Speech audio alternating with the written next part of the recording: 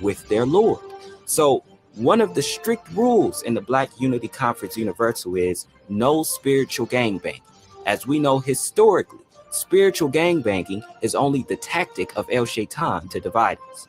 Once we get El Shaitan out of our ears and out of our mix, we will realize much of what we confuse as differences is only in the way of terminology. So we don't hang our hats on what makes us different, yet embrace on what makes us the same. So let's get to the business at hand. Welcome to our weekly BUCU Community Zoom business meeting. As you know, BUCU stands for Black Unity Conference Universal.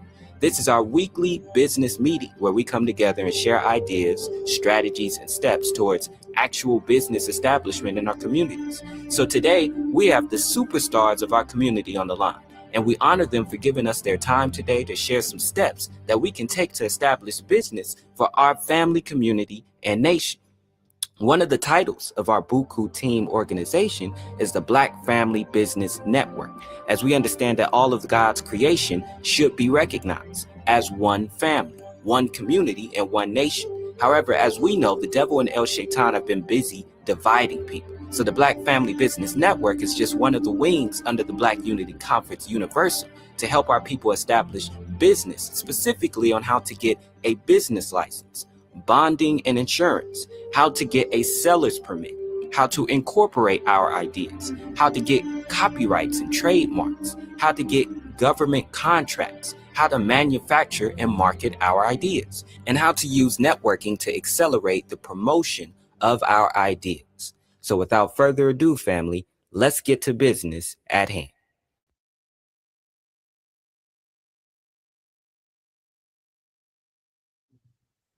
All right, family, welcome to our BUCU business meeting. I'm working on getting my camera working. It is having some technical difficulties, but in the meantime, we are going to begin.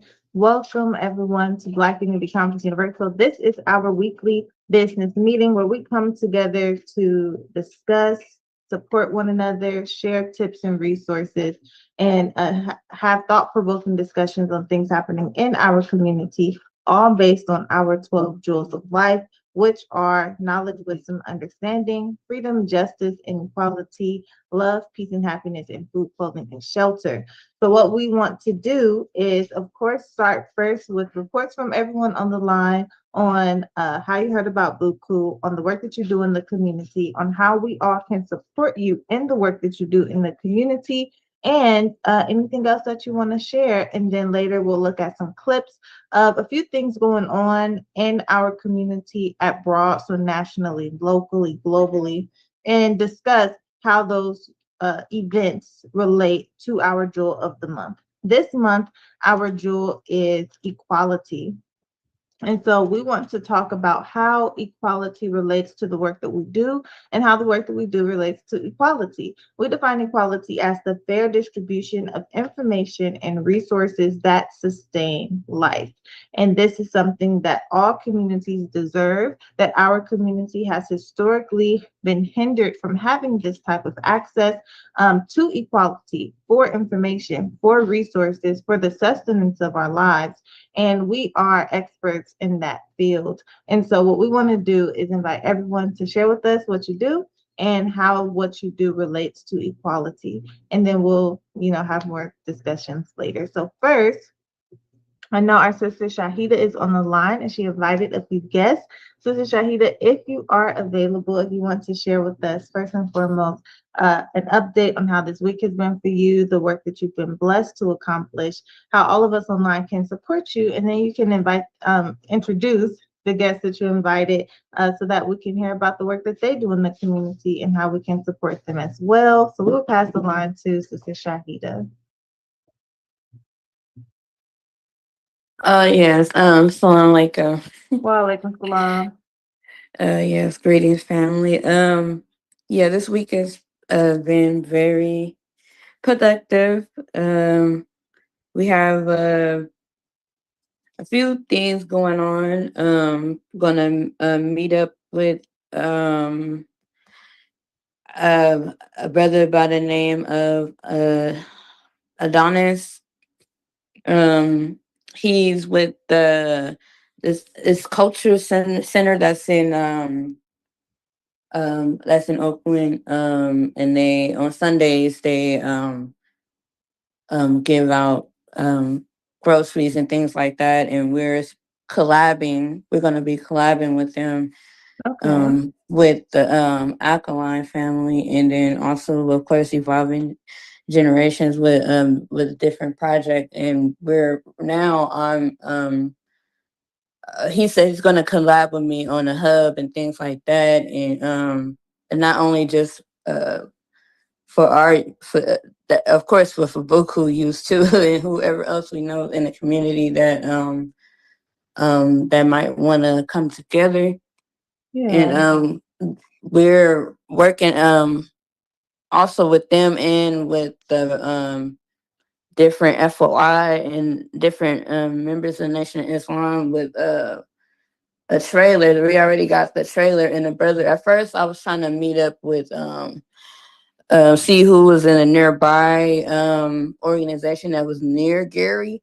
But Mm. by the grace of Allah, the brothers said, long as we can get the money for gas, they would drive. They have a trucking company. They would drive all the way down there to give all the Okay. donations to them personally. Because I said I don't trust. We don't. I don't think nobody smart trusts Red Cross and all that other stuff. And Yeah. yeah, we want the stuff that everybody is donating to go directly Oh, to you were it. just making And so yeah, and that's another thing we're doing right now. We're like, if anybody has any, like, uh I would say any, like, diapers, wipes, can non-perishables, like canned goods, water, all of that they would like to donate. We're gonna have a drop box there, but I'm working on other locations that we can have it, so we can support our brothers and sisters that's in Gary and Leander and stuff like that. Yes, And, definitely. and yeah, I mean, it's so much things going on. Then, of course, coming together with a sister, other sister that's on the line, Jan. She was St. Vincent de Paul, coming up there. Going up there on Thursday. She could probably expound probably more on that, but to speak to the sisters. And then also I think they're trying to call me right now. Was trying to also link up with the Serenity House, and so I could also want to just not only for me, if I'm going to speak with somebody, I want to also make sure I'm not just talking, and also giving them uh, this different resources and stuff like that, because we Yeah. already know all the organizations that we have. We don't necessarily always make their 211 list, and so Mm-hmm. the downside part of that is that our people don't even know about all the resources that are here for them. Yeah. So yeah, just, and then of course the music. I don't want to say it like the music, because the music is, I mean, it's more than just music and poetry. I mean, this is a way to connect with our people and put the truth out there, because some people won't otherwise hear it. And so it's like, a lot of shows that's been going on. We just did Lumber Shack. We just Yeah. Before that we did Blackyard event where they gave the award and stuff. I was not expecting that. But then now we have the other Black August commemoration that's on the 29th. Yeah, 29th. It's going to be in front of City Hall. So if anybody is available on that day, definitely would love to have you all out there. And that's all my updates that I'm sharing. Have to share.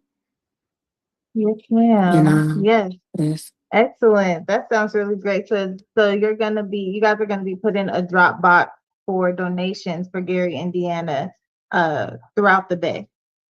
Yes, throughout the Bay, and it's like anybody that that would like to. No donation is too small. Like, and it. I mean, even if somebody wants to do I'm not focused on money, but even if somebody wants to do like a money donation, we're trying to get that um together too. But if somebody wants to do that, that is if anything that somebody would donate, far as like if you donate money, if it's a money donation, that will Yeah. go towards travel and then of course supplies, because we're trying to have well, I know I'm already like putting as many backpacks aside as I can and other what they call bug out bags, but it's really like, you know, the disaster preparedness bags and things like Mm-hmm. that, backpacks and stuff. Just different, whatever supplies, whatever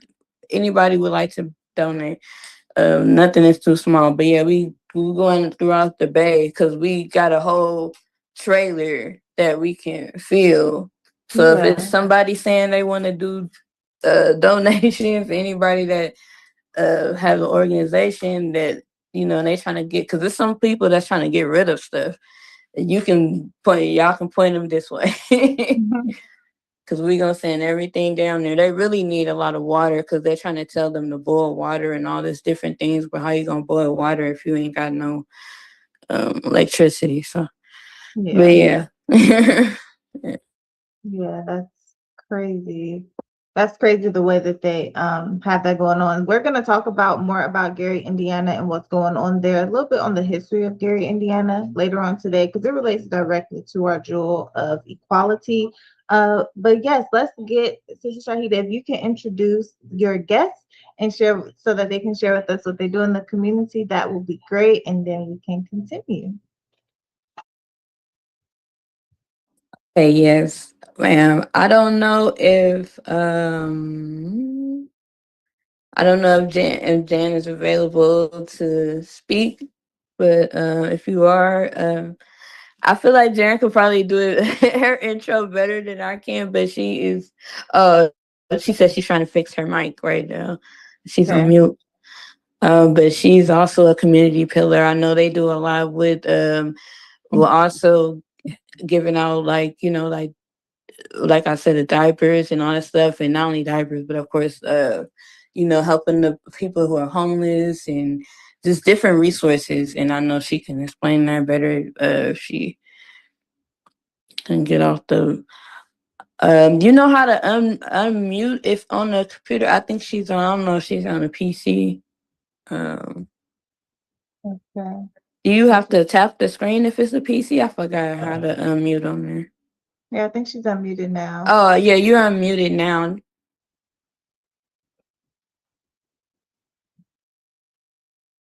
Or maybe we can't hear her. We can't hear you, Jan. I see that you're unmuted, but it seems like your sound isn't coming through.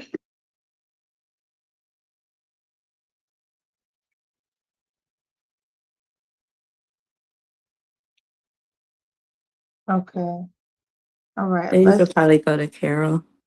Okay.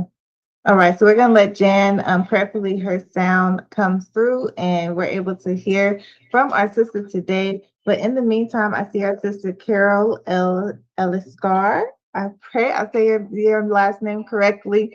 If you could share with us your introduction to BUCU and just what you do in the community, how the work that you do is impacting the community, how we can support you in the work that you do, and also if you have any input on the jewel of equality, which we define as the fair distribution of information and resources that sustain life.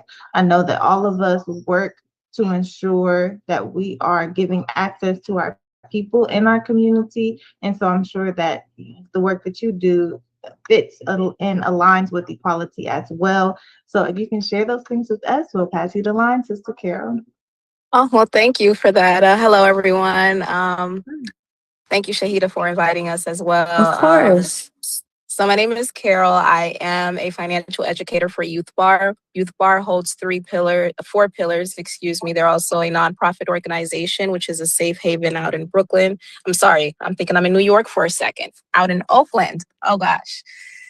Out in Oakland. Youth Bar's four pillars is financial literacy, arts literacy, which they talk about royalties and contracts, mental health, which we're actually hosting our first mental health workshop tomorrow in person and virtual. And the last pillar is nutrition, just teaching people the right way to eat and what to look for. You know, a lot of times our body is talking to us from the inside out, and we don't wait until later on, until we're diagnosed with a sickness or until we start seeing our faces breaking out tremendously, that we start to pay attention to. Maybe it's something that we're eating, or maybe it's something else that we're doing or applying on ourselves. So that nutritional part is extremely important. I like to say that the way people can always, help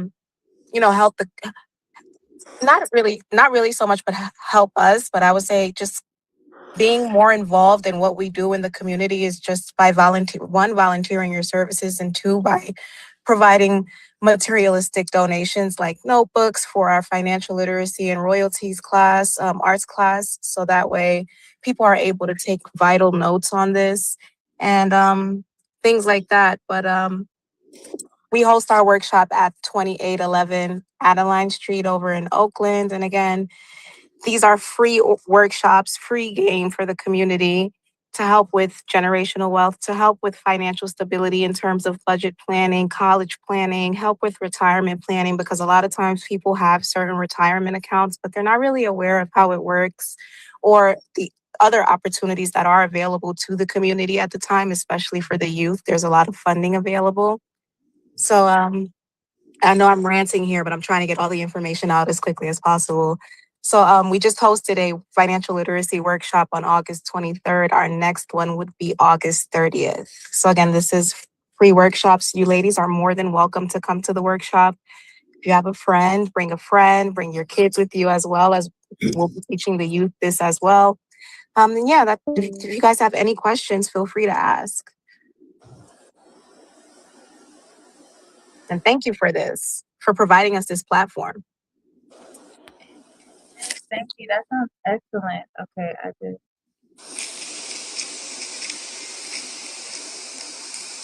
All right. Okay. Yes, that sounds really excellent. That is amazing. Can you put your organization name and like how can we follow you on Instagram and Facebook Yes. in the chat? That is really great. I really love that you're giving access to those type of workshops in the community, because people need to. It's one thing to want to be healthy and want to have access to information about how to take care of yourself, what foods are important to eat, especially in Oakland, where West Oakland, there's a food desert.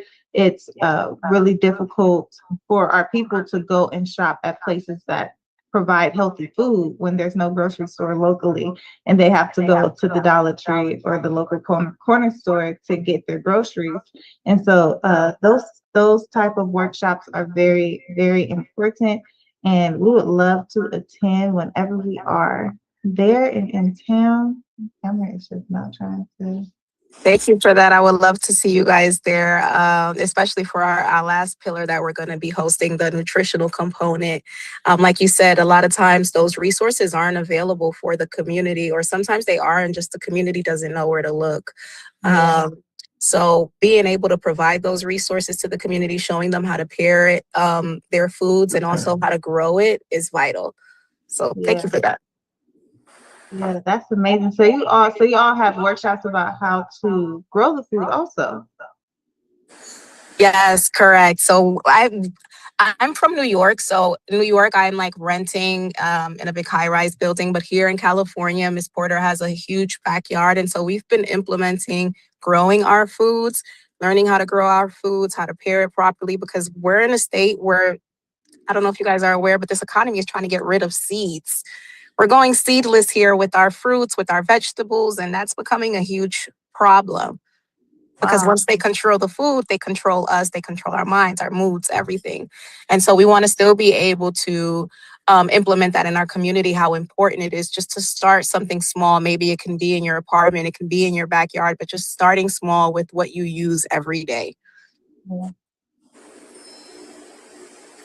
And I put the flyer in the chat too, because for the event that's coming up too.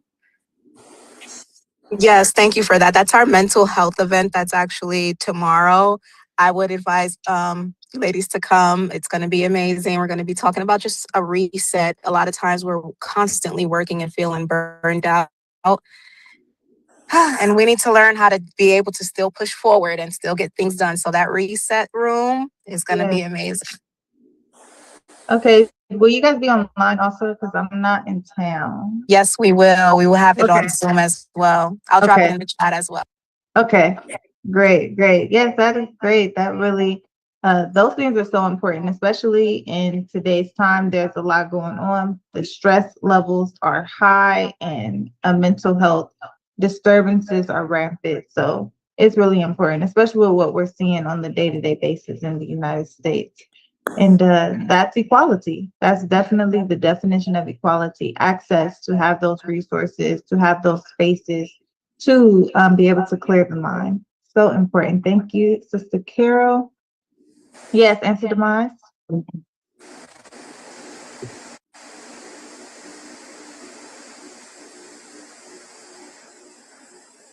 There we go. Can you hear me now? Yes, we can hear you. Yeah, permission to speak. Yes, Mr. Bennett. Yeah, we would like to probably know a little bit more for that mental for the sisters if you send it, because there's a few sisters that we would like to send it out to. We just was having a conversation with some sisters yesterday about it, about when you said reset. I mean, I don't know what part of reset you're referring to, but I was just speaking with them about their relationship situations, and they were like, "Oh, I'm leaving this situation. I'm trying to get out of this, and it's really like putting a lot of pressure on my mind, and I'm looking for somebody else to go deal with." And my view to them was, "Yo, you really need to take time to really clear you up and clear up your mind, and just take some time for you and your children, and just do that and get some enjoyment in self and some self-confidence built in. Don't just run to the next relationship, to the next situation, really help your mind get more stable." So just to be able to have something that you say is for mental to help these sisters in any kind of reset of their situation, yeah, we can see that. And we would love to send that out to like 2 or 3 sisters. I don't know what their time frame is, because I don't know what time you're going to do it. But yeah, that's all right on time. Sarah, I put the flyer in the chat. Yes, excellent. That's going to be great. Oh, speaker. That's going to be great getting those invites out. We definitely want to make sure that we support and show up. And yeah, the thing is that mental health affects everyone, and everyone can benefit from receiving tools to help them, even if in case you go through something that is troubling on your mind. It doesn't have to be psychosis. You don't want it to get to the level of psychosis. But if you have the tools to know what to do in case you're going through stress, how to manage stress, that's something that's access. And we have to have that sort of access in our community. For our children, we have to raise them with the tools of how to deal with stress, how to deal with disappointment, how to deal with rejection, how to deal with the natural upsets of life, and navigate those things in a way that is healthy and not harmful. And so it really doesn't matter your gender, your race, your age. Everyone will benefit from some sort of mental resources and tools that will assist them. So we definitely are going to send it out. I see Sister Carol put the link in chat. And so, yes, the link is in chat. So Sister Demise, you can download it from there, but I'll send it to your phone also. I was just about to say, you already know, try to download something. Yes. So yeah, that's the blessing of it. So even if someone's not able to physically come down there, they can get on a Zoom. Yes. So for those ladies that you said would actually need it, and they're currently going through their situation, this is definitely a workshop that they want to attend. We're going to be listening from Miss Porter's life coach. She's actually been working with her for the past 10 years. She's certified in her field. She's worked with young folks. She's also worked with adults, and she's also worked with seniors. So people of all ages. So again, she's able to read the room. She'll ask the questions that she needs to ask. She offers one-on-one sessions as well. So I think this is a vital point for everyone to just come in, listen to what she has to say, apply it to your life, and then, you know, be able to get some mentorship moving forward, not just make it like a one-time thing. Yeah. Yes, definitely. Thank you. That is excellent. And there's so many, like there is no shortage of organizations that do this work. And so that's another thing, is that we're seeing more and more Black run, Black owned organizations in this field. And it's extremely important. We need it everywhere. So we are so thankful to have access to this. I'm going to send it to my sisters as well. And my family, all of my family is in the Bay Area. So if they, so you guys do this often, right? This is something that happens weekly, or is it monthly? So it happens monthly. Okay. Lately, we've been really pushing the financial literacy because we've noticed that that's something that the community, really needed, is the information and the education behind it. But we also realize that the community is tired, they're stressed, and we are as well. Also, we were like, a mental health workshop needs to kick in and we need to do it monthly. So definitely it's going to happen monthly. Okay. Okay, excellent. That is great. All right. I'm still trying to work on the camera. So yes, that's excellent. So we're going to send that out in the text messages for everyone who doesn't have access to the chat here in Zoom. And please share it and invite everyone to attend. All right, let us continue. I see our sister Jan is off of mute, and I think we can hear you. So if you want to share with us how you are doing, how this week has been, your introduction to BUCU, as well, the work that you do in the community, how all of us can support you in that work, and as well, if you have any input on the jewel of equality, which is the fair distribution of information and resources, you can give us some input on that as well. And we'll pass you the line to Sister Jan. Hello, you guys can hear me? Yes, we can hear you. Oh, wow. Yes. Okay, my name is Jan Tramble. I work for St. Vincent de Paul of Alameda County. And what we do, we mostly work with the homeless, but we work with our guests next door also. We have a community center, and the community center is open from Tuesday to Saturday for all the guests. And we have a clothing closet for adults and for children also. We have like slightly worn shoes and clothes for them. Okay. Okay, and we have a men's center that they're welcome to take showers there and wash one load of laundry daily. And same for women's center. And I also have diapers for the clients for children under 3. We have some formula for them, some little food for the babies. We have a baby room with toys. So we, CPS come here sometime with the children and the parents, and they have their meeting in our children's room. Okay. And one more thing, I think 2 more things. We also have a shelter that's open every day. And we have a free dining room that's from Tuesday through Saturday from 10:45 to 12:45. And that's our services. All right. That is excellent. Can you put your information, the address to the community center in the chat? Sure. We can share that. That sounds great. I really love that people can come and take showers and things there. Yes. The homeless community really needs that. Recording stopped. And that's definitely, let's see what's happening. Okay, that's definitely resources and access. Recording in progress. When people can, have access to just do things that are just humanly important, such as self-care. So that's Right. amazing. Thank you for having me. Yes, thank you for joining. We love hearing about the things that are going on in our community. One of our mottos is we unify the unifiers, because we recognize that there are members of our community that do work to unify our community, to liberate us, to provide us with these 12 jewels that we're talking about. And we want to bridge and connect all of our efforts because our unity is so important.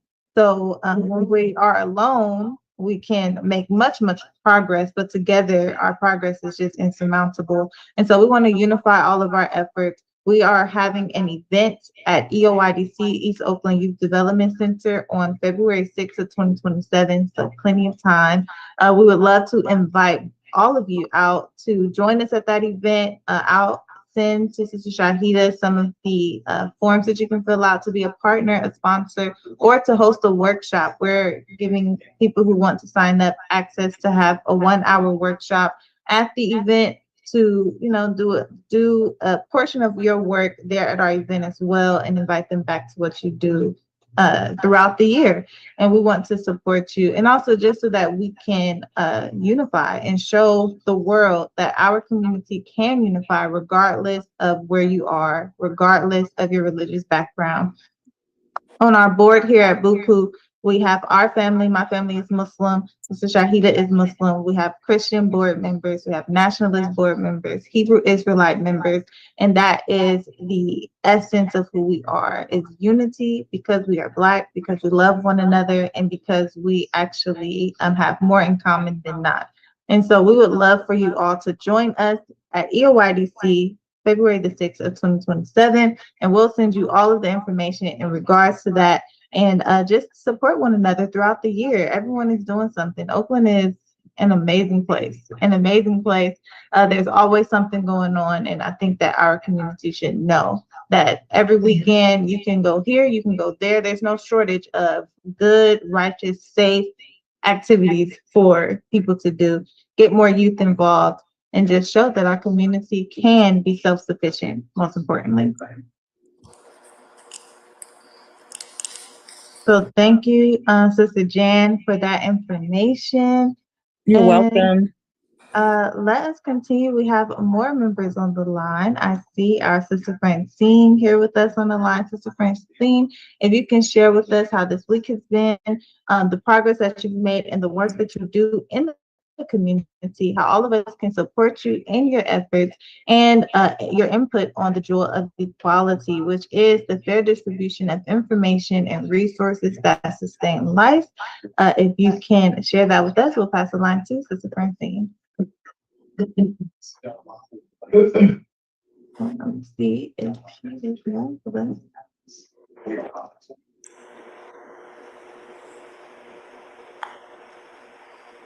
I'm going through a tunnel. Okay, Sister Francine. So if you are available later, we can hear from you as always. I see Brother Demise with his hand up. So we'll go to you, Brother Demise, if you want to share with us how this week has been, any progress that you've made in the efforts that you take in the community, how all of us can support you, and your input on the jewel of equality, which is the fair distribution of information and resources that sustain life. So we'll pass the line to answer the lines.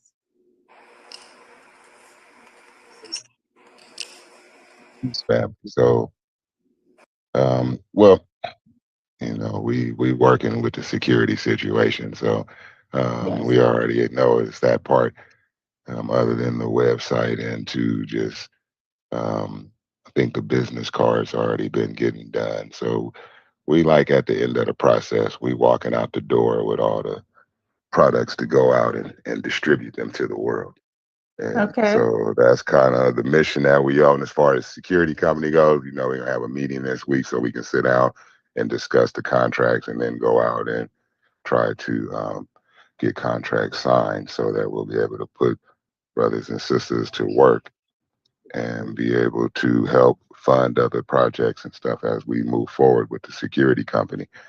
And Yeah. then we are quite familiar with San Pablo and West Grand Soul, and what they do over there. And they've been doing that for so long, and as long as I can remember, as far as dealing with feeding, our people that are unhoused, and helping our people that have a few mental issues that they're going through right now, living out on the street. And so, it take a lot of heart and a lot of love and patience and just, the spirit within you to be able to deal with some of our people when they're in that state, because we realize it's a little bit harder for them. So, and then the people who work with them, soldiers. I done worked in the Tenderloin.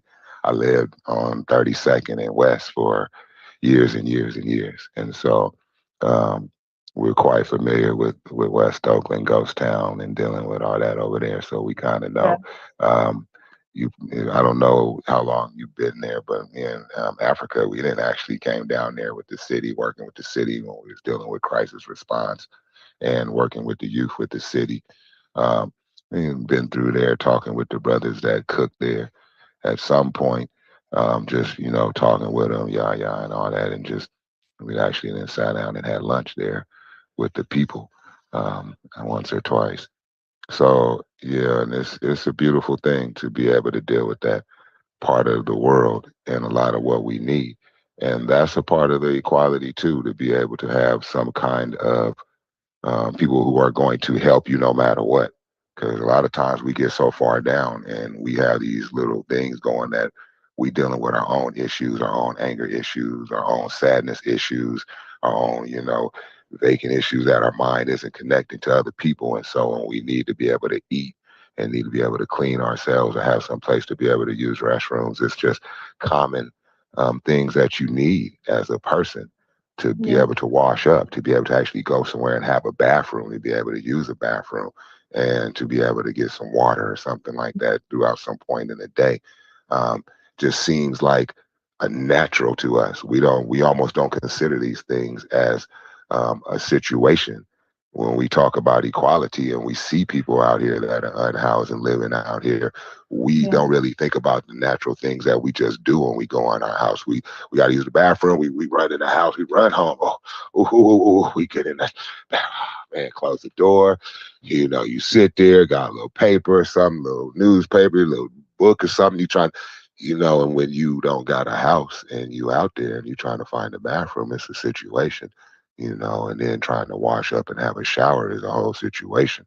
And trying to Mm-hmm. have a meal, just at least one meal a day, can become a whole life or death situation with people that living on the street still need to take their medicines and still need to watch, Mm-hmm. like if they on diabetic medicines, they need to watch what they eat, how they eat, the time they eat. And so they need that kind of help. So we think about equality to those who are out there. We really have to be thankful to a high degree and not be like, well, I work to make sure I didn't get to there. Man, I've been out on dealing with our unhoused people who are professors, so their intellect is not the problem. I've been out working with unhoused people who go to work every day, but they don't got no place to go home. After that, they do shelters and all that stuff. And so, it's not that they're lazy and not able to work. And then, like I said, there's those who just have a lot of mental issues going on. And so we have to keep that part in mind. And we look at it like it's a lot more youth out here too that's starting to have a lot of more mental issues and coming off of a lot of these drugs and alcohol and situations like that are going to need places to be able to go that are stable. And so, having a pop up food for the homeless ain't cool. I mean, it's good, but it's not a stable situation. It's better when they know I could go down there every day. That is open. They open these 5 days. Yeah, I'm there these 5 days. They open these 7 days. Yeah, I could go there these 7 days. Not well. They be there on Tuesday or Wednesday. So it makes it a little more. Even though it's a beautiful thing when you are there on those Tuesdays and they know you can come and they know you there on those Fridays and they know you can come. So Yeah. it's a lot of our people out here trying to help our people. And then, working with our youngsters, I've been out there working with a lot of these youngsters right now. It's a lot of them that want to work, but it's a lot of them that are drifting through the world, Yeah. looking for nuggets of gold to fall out the sky on top of them. And so it's almost like an addiction to the mind and to the health of our people in Yeah. seeking out riches and seeking out trinkets in the world instead of actually grasping on. That's why I was at work, so I was just barely catching a part of what she was talking about, getting the financial stuff together as a community. As a community, we really do need to have the finances of all our people helped and put together as a community, and so that our resources are able to be used to help buy the things that we need to buy to make stability in a community. And when you said about the seeds, we've been dealing with the farmers and all that with Monsanto's and all that, making it illegal to keep seeds. And if the seeds have been germinated by the winds blowing some of their fertilizer over onto your farm, then they can claim by law your crop and your seeds. And so that's a whole nother fight that's been in the courts and going on. And anything that you have like that, you're going to have to start growing most of your stuff greenhouse anyway to prevent them from pollinating your crops with their particular genetics that they're putting on there. And then they're able to claim your crops because their genetics have contaminated your crops. And so there's a whole process to the indoor greenhouse growing, underground growing, inside a warehouse growing of foods, and dealing with the indoor, as far as fish and poultry and that kind of stuff, all internal and grass fed and rolling cages and all that kind of stuff to deal with the animals to keep it from, stagnating and becoming diseased, like most of these foods are raising chickens and stuff inside of places that they never see real sunlight. And so, and they never go out and actually see real ground. And so we eating animals that are not really meant to be eaten in a certain degree. And we're eating vegetables that aren't pure as we think organic, and they're not, and they have so many different contaminants just coming out of the air to the soil.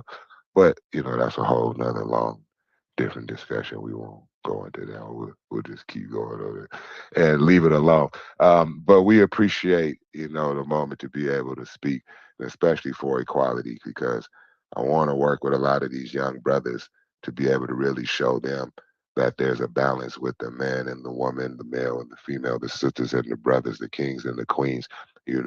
We seem to all think that, we kings, but we don't seem to have an understanding of, having a queen or having an empress on our side, or having a good woman, a good mother, a good auntie, a good sister, a good cousin, that's of that situation that can show us balance to what we are pushing out in that masculinity. So, we really want to be able to spread out equality among the mindset of the young brothers and the sisters.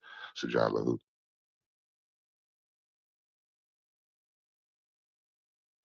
Yes, to Jalu, good teaching.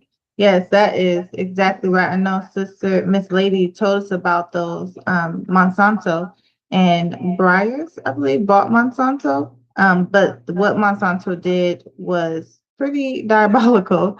And it has affected so much in the United States. I don't know if you all heard, but the United States is now going to be purchasing, I believe it's beef from Argentina, and the local farmers are complaining about it. Apparently, it's going to have some big effect on farming in the United States and cattle or whatever is going on there.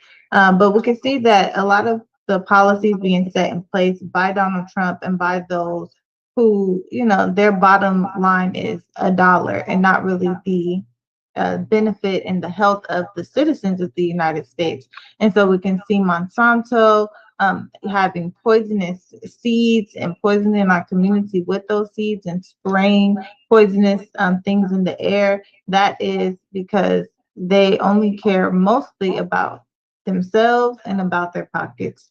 And so we coming in, educating our community to think differently is very important.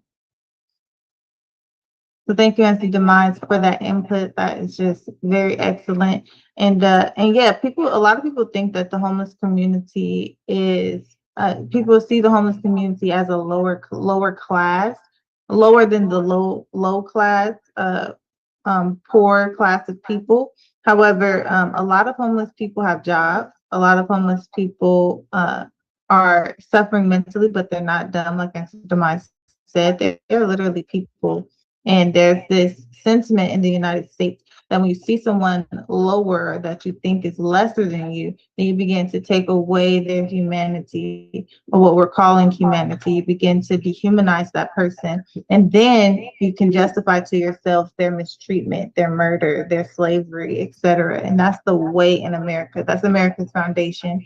And so having resources and giving access, having resources and giving access to that community, and humanizing their experience, because a lot of Americans are one failed paycheck away from being homeless, is something that is admirable and very, very, very important. Yes, Sister Shahida?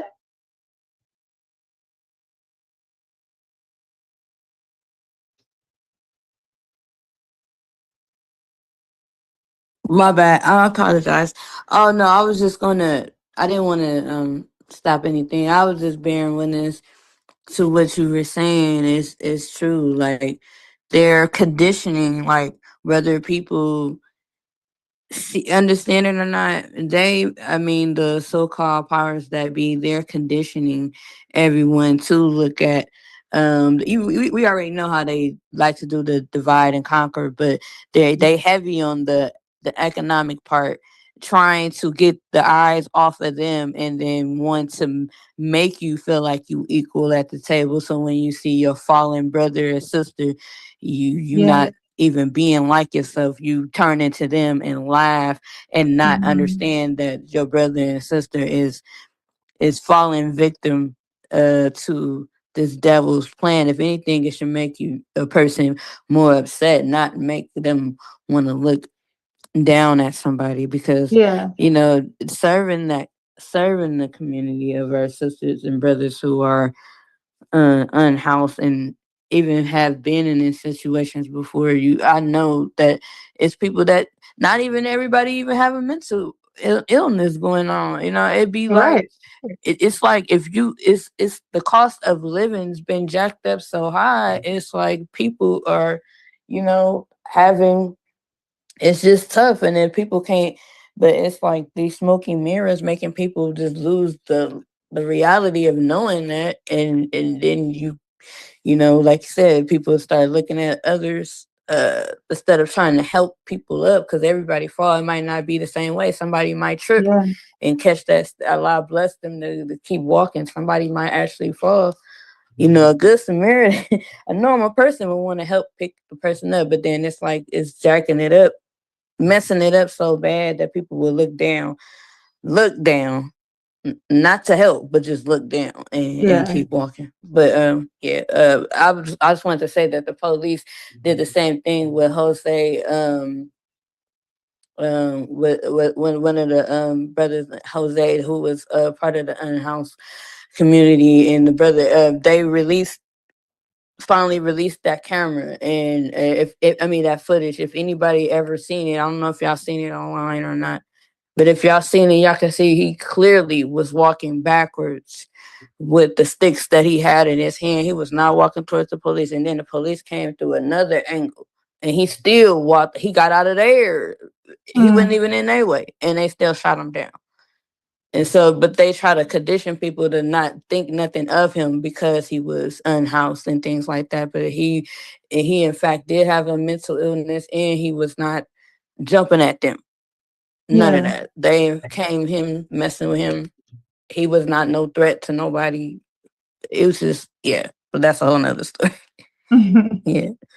Yes, ma'am. Yeah, even that information is important for equality, because in order for us to really solidify that we need equality in our community, we have to know that there is inequality, that we suffer on so many levels.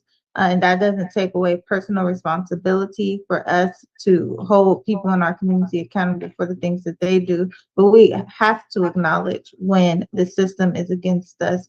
And the root of police officers is catch and runaway slaves. So it's understandable that the whole sentiment on being a police officer is really about, the thrill of the police work, and not really on protection of the community. And these cases of police brutality are clean cut. They're not even questionable. In many of these cases, lethal force was not necessary. However, we see that it occurs often, most times with our community, but there are people of other communities, even white people in white communities who are victims of police brutality, which really shows us that the system is corrupt. And so let us continue. Thank you for that, Sister Shahida. And yes, the homeless community is one of our vulnerable and important communities. We cannot dismiss or erase their existence among us. So let us continue. I see our sister Answer Queen Khalifa on the line. As Queen Khalifa actually has a TikTok live where we want to share with everyone. As Queen Khalifa, you can tell us about the TikTok live. Also, I'm going to share your link in chat again. If anyone wants to get on live and talk with her about any topic, please do so. She's on live throughout the day. And if you can catch her, then you can join and talk about what you do in your community or current events that are occurring. But as Queen Khalifa can tell us more about that, about how we can support her. So let's pass the line to Answer Queen Khalifa. Yes, ma'am. To Jabba Wahoo. And also, I'm Jabba to the divine ma'am. replay. My fan permission to speak, I'm sister? going to respond to your Christmas plan. Yes, ma'am. Yes, ma'am. Yes, ma'am. Creator Allah, Master Wanashi Prophet Muhammad, the glorious, most honorable Elijah Muhammad, never forgetting the divine works of our Lord and Savior, the Holy Spirit of Truth, the Allah Master J. In the beginning, the last time I believe I was on BUCU, maybe a couple of weeks ago, this is the third week, I may have been on someone else's panel those 30 days. But since then, I've been attempting to go live myself, and it's been very interesting because I meet people all over the world. So there's a lot of things that we discuss, and I had the pleasure of having Answer L was able to come and speak on my panel. And this morning I had Answer Muhammad, so-called Mother Wisdom. She was on there for about an hour, giving up a lot of information about the 144,000, about the mental health program, and then she went into the United Seniors, and then we shared pictures because one of my mods on there is into Islam herself, but she's Orthodox Muslim. She does pies and know how to sew. So we were able to share some pictures of the different events that we had at the 144,000 Elect Foundation, and showing them, how the table decorations and things like that. It's been very interesting. We've been just meeting a lot of people all over. We're, on my panel, I don't just try to, I try to have the mic open for people to discuss the things that they want to discuss and get off their chest. I have some people that want to be on there all night and just all day. And so I try to keep the platform open for whoever wants to be there. And one thing on August 21st, this past week, it was the anniversary of Nat Turner, the resurrection of Nat Turner, and I happened to have Nat Turner's Confessions. So they've been, it's a 22-page, paperwork and manifesto, and I've been reading it, and I got then promised him I have to read it over again. So you have a lot of people on there that knows about Nat Turner, and um, what can I say? It's just been a blessing because I didn't know which way I wanted to take the panel of the topics I wanted to talk about. So I leave it as an open panel, and I welcome anyone to come and be able to discuss whatever it is they would like to discuss. I was just hoping this morning when Answer Mother Wisdom, and then I seen Answer Kali in the thing, and I seen another Answer Muhammad pop up. Good. Yeah, so I was trying to bring them all up because you got to pay attention to the chat, and so I seen everybody, and then I was wanting to bring everybody up, and I was just really wanting to have my family there, but it was really, really blessed. And I can put the links in the chat, but I believe that the chat has to be open. But one of my links is just, if you have TikTok, look for Queen Khalifa 98, and the other one is Queen Khalifa Shakur 98. So when you're scrolling TikTok, you'll see, if I'm there, you will see, you'll just You'll see the Queen Khalifa. I may have a picture of Nat Turner up. So it depends.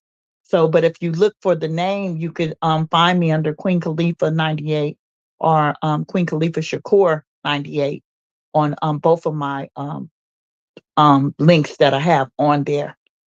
Okay. Yes, ma'am. Yes, ma'am. That is really excellent. I know that TikTok Live is like a really great way to access the youth, especially.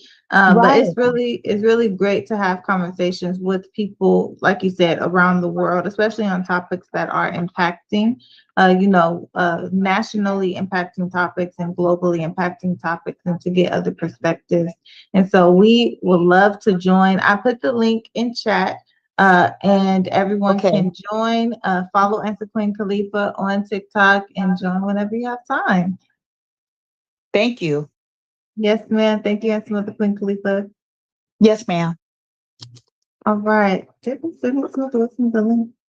All right, so let us continue. I see our brother Shabbat on the line. Brother Shabbat, if you can share with us how this week has been for you, the progress that you've been blessed to make with Quest for Success. Quest for Success has a grant that we are applying for. So everyone, please keep us in your prayers to be awarded that grant to continue the work that Quest for Success does.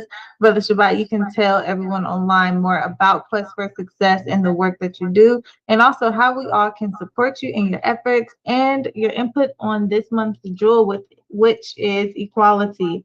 And equality is defined as the fair distribution of information and resources that sustain life. Quest for Success is in that work. And so we'll pass the line to Brother Shabbat. Assalamu alaikum, family. Wa alaikum salam. Sis, I was text I sent you so we can set up a time where we can get back on that grant, because as you were saying, they want us to get the letter in by Thursday. Mm-hmm. So to set up a day, but to let the rest of the family know that's haven't been here for a moment. Questions Process is about taking care of our young ones and the elderly. Having these different programs teaching youth entrepreneurship. From different factions of owning their own business, growing their own food, sharing with the community. Young folks going by looking out for the elders. If elder sister needs something from the grocery store, if you could walk to the store and get her something, or somebody have a van or car to go down there and take them, stuff like that. Quest Success is about that, teaching us one another what we was taught when we was coming up. We have to pass that along, because they're constantly stripping the schools of our Black history, but they can't take it out of our soul and spirit. So we must That's carry that right. message along. If we don't give it, and no one's going to give it for us, we can't expect them to do nothing for us. If we don't do it for ourselves, we don't have the right to argue about it or anything. But because I'm out and about right now, I'm not going to be able to stay on long. Thank you for Okay. pulling me up right now, and just text me a time where we can. You need me to get back on tomorrow, and we go from there, because we really need it's going to be before the grant meeting. That way, we Yeah. don't alienate the next stages of the other grants we're looking for.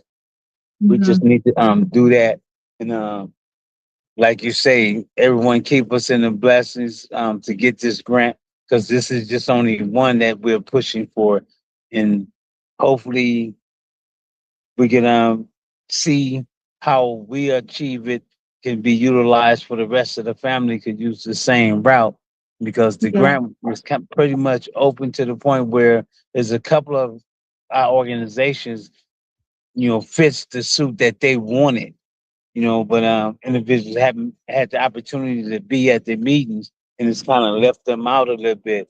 But we got to get better as a family of sharing and pulling one another in. And I had access at possibly getting a house the other day, but I spoke with the owner, and they're kind of like not necessarily one to hold on to it and let us run anything out of. They just want to really sell the house. And because they already got in contact with a realtor and the realtor's involved, and that's going to be pretty much locked in. But I'm not giving up on that yet either.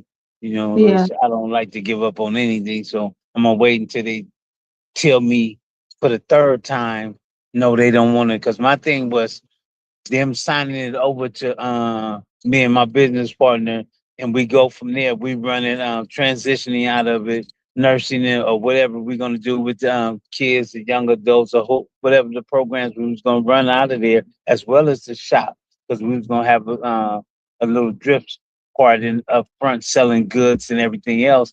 You know, because it's a 4 bedroom house with the backyard, upstairs and downstairs, and everything. And so Yeah. we're not giving up on it yet. And then there's another one need a little more work, which is on 10th and East 10th. And but it's need a lot more work. This one is ready to live in, go and everything, but that one needs some work. So we're gonna do that. And I'm gonna look Okay. into that a little more. But I'm gonna go and allow someone else to speak in, step in and do what they need to do. I'll get back with you. Just send me a text of time. What time you want us to meet tomorrow, okay? Okay. Will do.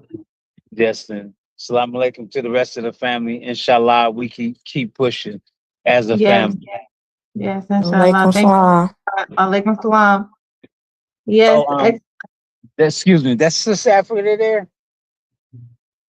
She's not on unless she's with Answer Demise. Answer Demise, is Answer Africa with you?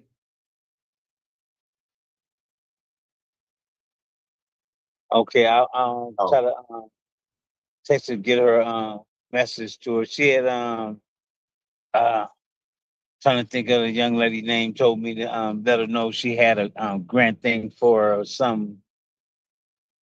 I gotta think of, but I'll text you her name and because right now it's slip. I'm out and about, but when it Okay. pop up in my head, I'll send it to you.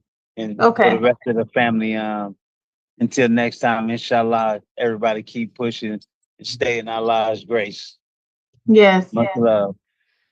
Yes. Much love. Thank you, Brother Shabbat.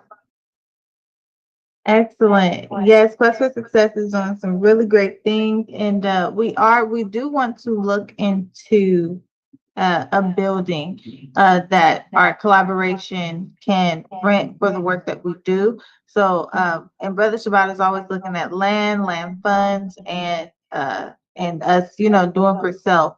So, one thing that we are starting September 1st is the land fund, the committee funds basically for BUCU.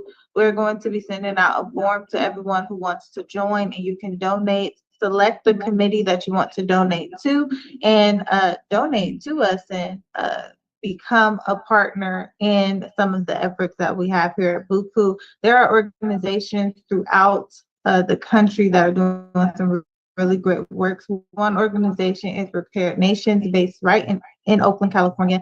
They have a land fund. They purchase land up in Northern California, and they also have a program to take people on tours in Ghana, in Africa. And annually they go to Africa. And so that work is extremely important. And it's, we need more organizations doing that. And so Repair Nations does it. BUCU, we're starting ours September 1st. And there are other organizations. We've had Sister Monet Brown is part of an organization that collects funds to purchase land. And so that's what we want to do, purchase land for our collective existence here in the United States, and also look into purchasing land in Africa for those who want to leave the United States. We can have a place to go. And so that's our research. That's what we're doing. That was some of the videos that we've been looking at, so that we can have that access. That's equality. As long as you have the access and resources to do that, then that option is always open for you. But if you don't have that access, if you don't have those resources, if you don't even know that it's possible to do, then you are hindered. And that's what has hindered our community for long enough. And we are here to expand and open our minds. And so, yes, Brother Shabbat. Yes. I want to ask you. I sent you a text with about property in the United States, Berkeley, because I went on the 100 Man Hike Saturday with Hip Hop TV. Okay. I met a Yes. couple of individuals. One that ran for the presidency, one that's running for mayor Oakland, he's starting a fun, not a fund, but a resurrection of Deep East Oakland and all that, and he want to bring in businesses. He talking about hiring all black people. So anybody with businesses, he want us to bring our business in. So I supposed to be getting back with him sometime in the next week or so, and he was talking about backing and individuals want to back him. We plan on putting together a hike or a march, more or less, for his campaign and everything, and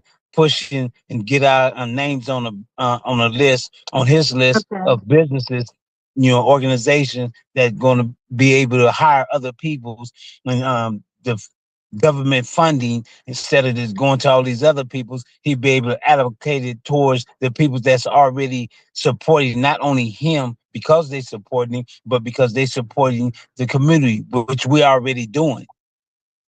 It's just that he said the money has been veered away from us because our faces and our names and our organization is not being put in their face.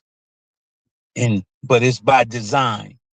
It's not something by happenstance. It's by design. They overlook our names. And I mentioned it to him. He said that's one of the best ways you could put it straightforward. When they see certain names, they're like, okay, that's not a European's name. That's not a European organization. Let's come back to that. But by the time they come back to it, they only got pennies to give us, and we're supposed to be thankful for that. Yeah. But we've been here. This is ours. Let's take hold of what we not only desire, but what belongs to us. Yeah. So, Okay, but what did you I name sent me? it to you.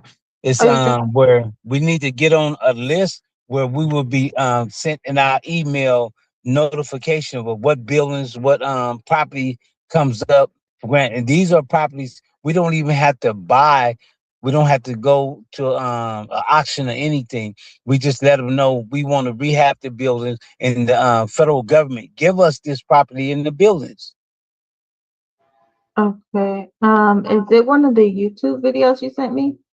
No, it's a screenshot, because I was trying to send it as a text where you could it'll roll through, but it wouldn't work. So I just sent you a screenshot, and all you got to do is go to one of the websites, because there's a couple different ones on. If it didn't come through, I'll attempt to send it again after I Okay, get yeah. off. Okay. Okay. Yep, that sounds good. Try to send it Okay. again. I don't see it. And then we can Okay, share I'm gonna that. go on and do that. Okay. Okay. Once he Okay, sends that to I'm us, gonna we'll do it share it. now. Yeah, with the family right now. Let me go and Okay. do that so I can get ready to get out this car and take care of my business. Okay. All right. Okay. Sounds Love you good. guys. Thank you, Brother Assalamu Shabbat. alaikum. Wa alaikum salam. All right. Yes, answer the mind. Yeah, before the brother go, can y'all hear me? Yes, we can hear you. Okay. Permission to speak. Yes, mention your name. Yeah, but I would want to look like into it a little bit deeper before we get too far off with it. We've been working with these city people and these mayors and people coming in and out of office with these same kind of programs for a while, bro. Since '89.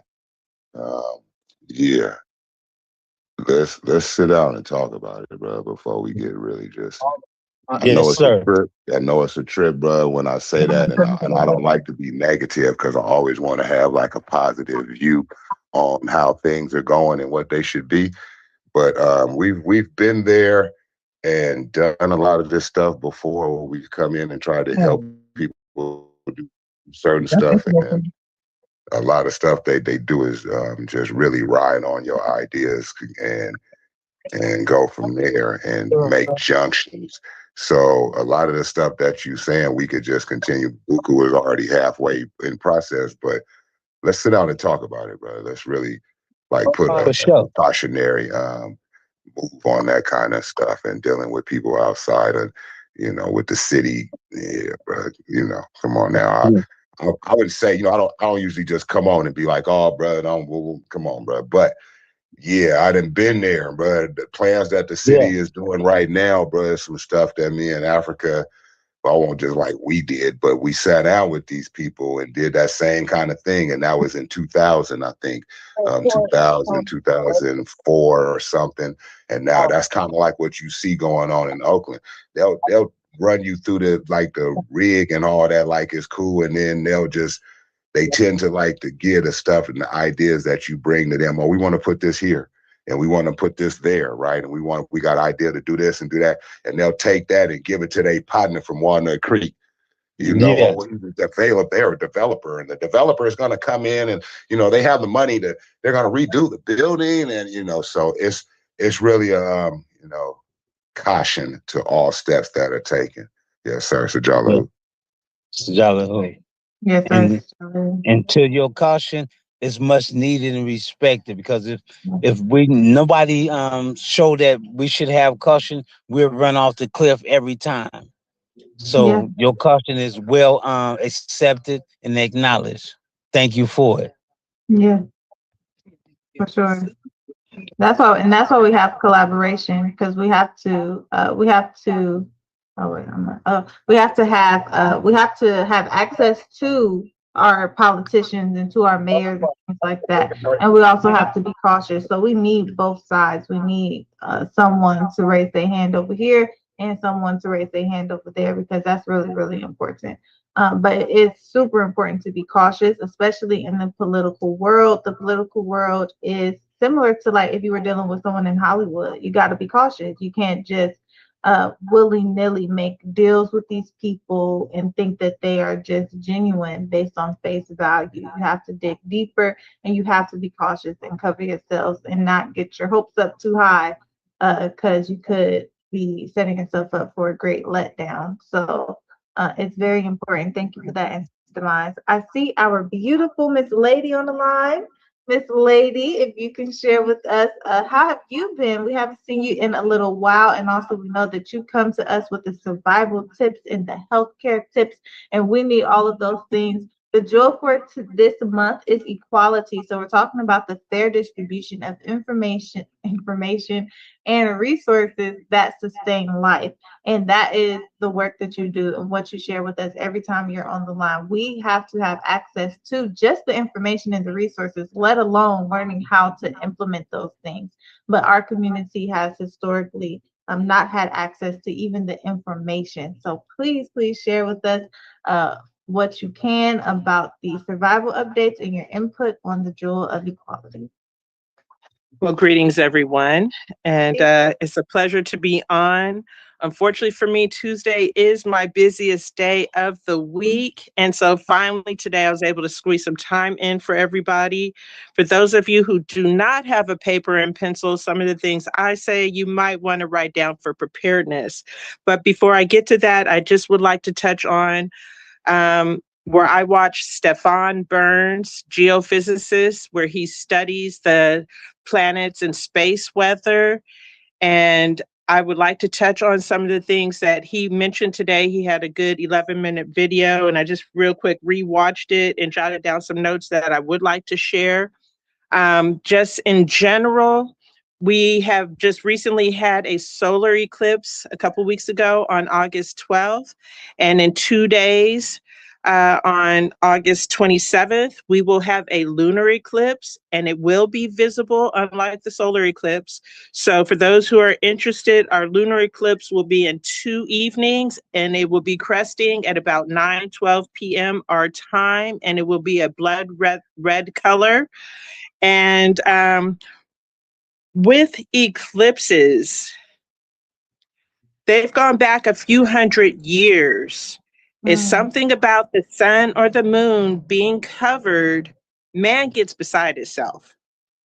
And just as the 2 most recent examples, there was an eclipse 2 or 3 days before or after the Iran war started, and there was one 3 or 4 days before the Hamas-Israel war started. So something about eclipses in man's brain and the higher ups goes a little haywire. And then with lunar, already when we have full moons, people get besides themselves, and that's kind of where lunatic comes from. And we're about to have a lunar eclipse. So Yeah. just know the energy is very chaotic right now as we come into these next couple of days. And then just in the last 24 hours, the sun has had 5 flares, and the fifth one was of a very big magnitude. And it should be hitting, the energy should be hitting the earth approximately the 28th, 29th, possibly with the eclipse. And what people are not aware of, when these waves come from the sun, they can cause radiation storms.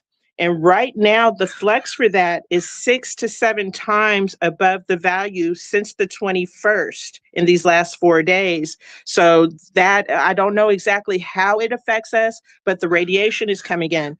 Plus, with these solar storms, that is sending more plasma to us, which then sends an electric current to our surface and crust. And around the world, volcanoes have been going crazy. It affects our water. And think we've been having the water swirls off the ocean and some hurricanes and lots of different tornadoes and different things people don't realize because we're not taught, because they don't want us to know about space weather. And so, and then I had, I can't find the video, I've been looking for it, but I had watched a video on plasma, and plasma must be something very dangerous in a certain aspect at a big level, because the symbol of plasma is even in the hieroglyphs in Egypt. And so I don't know the significance of plasma, but plasma plays a role in something. And then like the aurora borealis, the colors in the sky, that's usually just in like Iceland and Ireland area, but they're coming lower and lower. That's meaning we're having more plasma in our air. So again, I don't know the significance of it, but on your own, do your own research into how plasma can affect us. And our guy on Stefan Burns, who I'm watching, he predicted that these specific solar storms were possible. He predicted back in May for around August. And he's been pretty right on with a lot of his stuff and predictions of earthquakes. Like when we just had the Venezuela earthquake, he mentioned Colombia will probably have one soon. And sure enough, about 5 weeks later, Colombia had one. And going back a couple hundred years, Venezuela and Colombia, they piggyback with their earthquakes, and then they slightly come up north, more north. And then we've had one in Mexico, and we've been having a lot of tremors in Southern California. And so Southern California is looking very ripe. Whole California is looking ripe, but in particular Southern.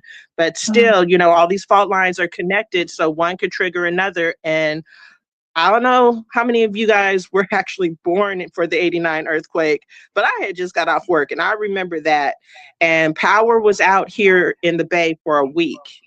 Fortunately, we had batteries in our radio and I was able to tune in via radio. But for a whole week, I thought the whole Bay Bridge fell because I couldn't see visuals. But once I saw the power came back on and TV came on, I saw only a portion fell. When that cypress fell, I saw that with my own eyes. I was driving by to go check on my grandmother. I saw that. Earthquakes, if we're under a 5.5, in my opinion, we're okay. But anything higher than a 5.5, you know, is cause for caution, especially as we get up into the 6, 7s, possibly 8s. So let's see. And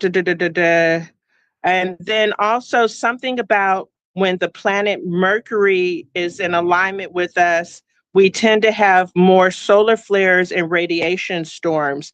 Those of you who do not know of the Carrington event of 1859, go back and do some research, watch a couple of videos on that.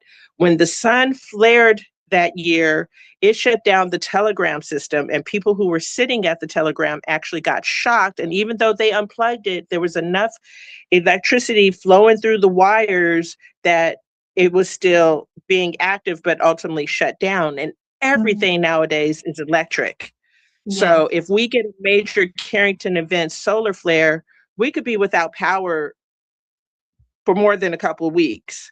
It could be months, maybe even a year, because if it should burn out the transformers, they only make 2 transformers a year that come from China. And depending on if that's a nuclear transformer or if it's a hydro or whatever the third one is, they only do 2 a year. So if the power is out, they can't get it on the ship to bring it across the water, to get it to a train or a truck, to get it to where it needs to be, and then who's going to work and put it together. So keep in mind, should something happen, we always pray nothing does, but it's always best to be prepared for something, have it and not need it, than need it and not have it.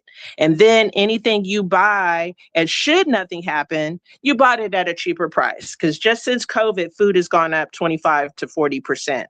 So let's see. Hopefully by now people have their papers and pencils. And just to know, as far as the solar flares, in 18 months, we're having a total of 3 solar flares. We just had the one on August 12th. There'll be another one next year in August. And then it's somewhere around December, January of 2028. I don't remember exactly, but somewhere in there. But again, those do affect man and Mother Nature. And then always, where they call it natural disasters, don't look at it as a natural disaster. It's actually Mother Nature cleansing herself via volcano, tornado, hurricane, whatever. She's trying to clear up whatever man has caused and to clean herself and restart herself. So once I learned that, I don't look at it as a natural disaster anymore. I look at it as Mother Nature is cleaning herself. And when we go back throughout time, there's always some form of Mother Nature cleaning herself. It's not to be fearful. It's just to be aware, adapt, and survive. And just automatically, in the electric time that we're in, and everybody has their devices via cell phone, tablet, the smart TV, whatever, the power goes out, 90% of people are going to be lost because they're not going to have the power to their phone, and they're going to be wanting to Google or GPS. This is the time to get out your old school map, get one for the Bay Area, get one for your specific city or county, get one for the United States, because when the GPS is no longer working, you're going to need to know how to get from point A to point B.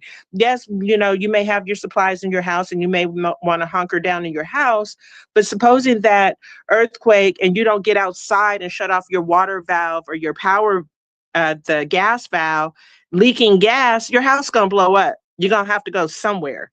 Or should the city burn down or martial law or whatever, you need to have maps to know how to get to somewhere else.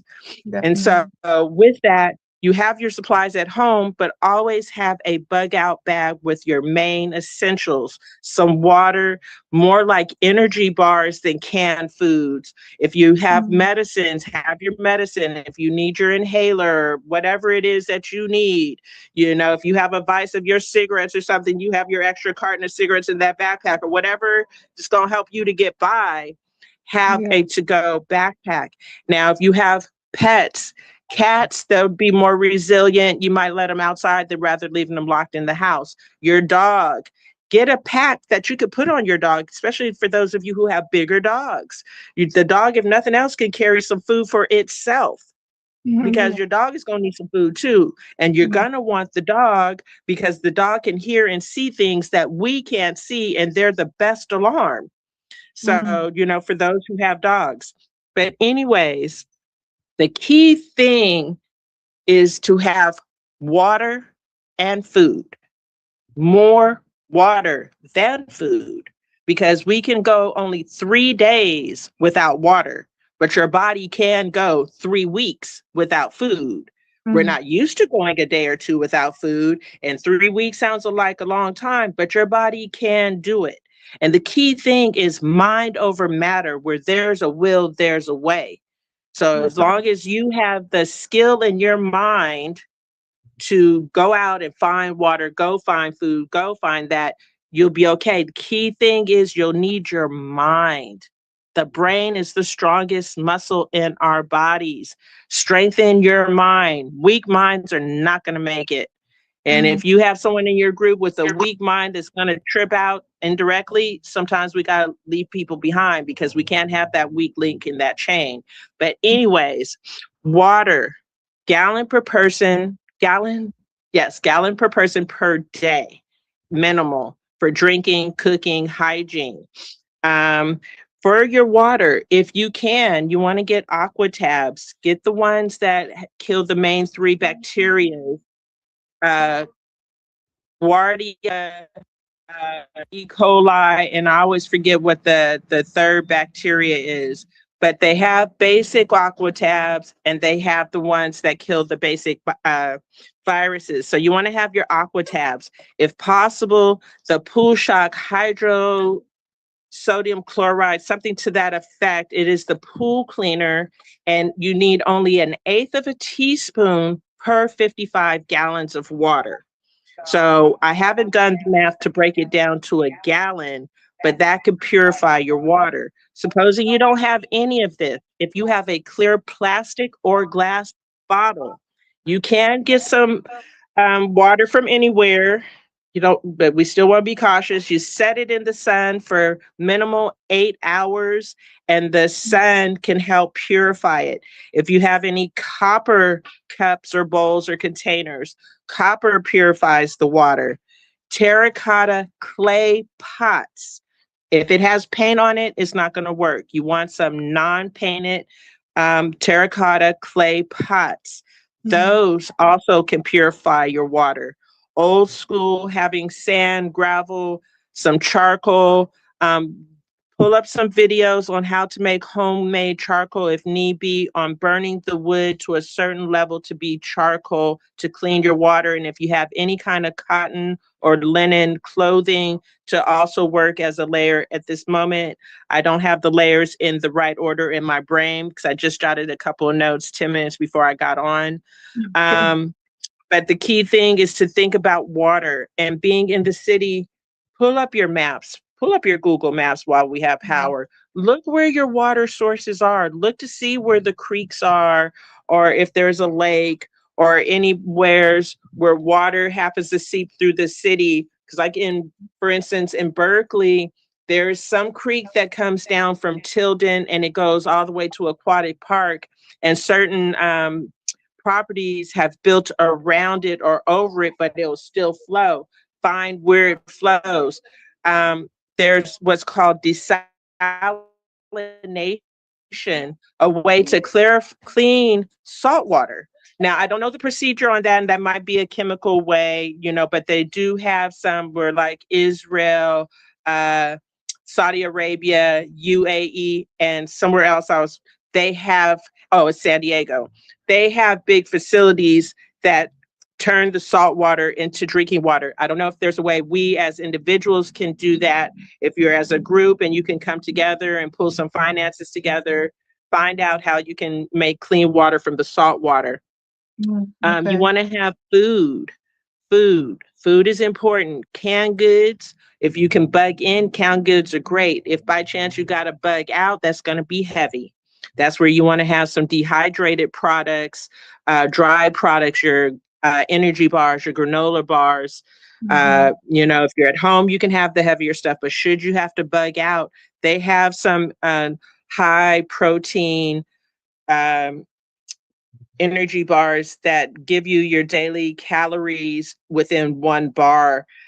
I'll try to do my research next time and have examples of these, but this is for you to jot down. And if you're serious about your own safety and survival and your family, you'll just take my lead from my seed I'm giving you. You put the water as in do your research and look a little deeper.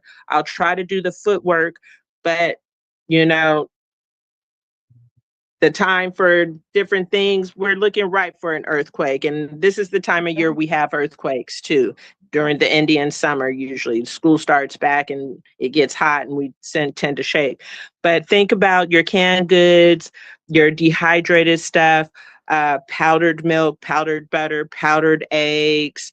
Get them in those number 10 cans. You can get powdered milk, eggs, and butter. You can get them on like an Amazon. Augustin Farms, they're a good product. and they have reasonable, but if you go to their website, it's more expensive than getting it on Amazon. The thing about when you get stuff on Amazon, when they send out that tracker wanting to know who has what, they could pull up our Amazon accounts and know what we bought to prepare, and then we're on their radar of martial law, the military coming and trying to take our stuff. Because that's one thing about it. If martial law or the National Guard comes and they start knocking door to door, they can take your food because they're looking out for the greater good. So, in that also being said, whatever you happen to have a little something visible so they think that's all you got, and maybe they'll share that or they'll leave you alone. But ultimately, whatever you have, store it away, put it in a bin or a box and put something on top of it so they think, oh, maybe this is just clothes or this is old paperwork or whatever, and you have supplies underneath. But don't have everything in one place.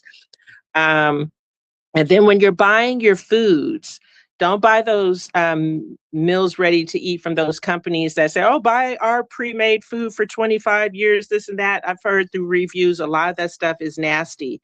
Just go on and buy what you already eat. Just buy extra and put it away. There's nothing worse than society not being what we're used to and we haven't eaten some nasty food. You want to eat what you already like. And with that being said, you have to think about how you're going to cook. A lot of people think camp stoves. Camp stoves will be okay, but you need propane or butane. And if you're indoors, then you have to crack a window and ventilate. And if you do that, then the smell of the food is going to go out. And for people who don't have food and they're smelling food, when you're hungry, you're going to be like, where's that smell coming from? So in that aspect, think of the, I believe it's called the chafing fuel. Like if you go to a buffet and they have those little canisters keeping the food warm, you can get those in cases of 24 to 48 cans. They generally are 6 hours. Sometimes you can find the ones that burn for 8 hours. And you can get them again on Amazon. You can get a canister with a little cooking grill, and then from there get your case to go with the cooking grill. Or you can get you 2 rocks or a brick from outside and take the grill off your stove, take one of the eye burners and put it on top of some bricks and put the can underneath.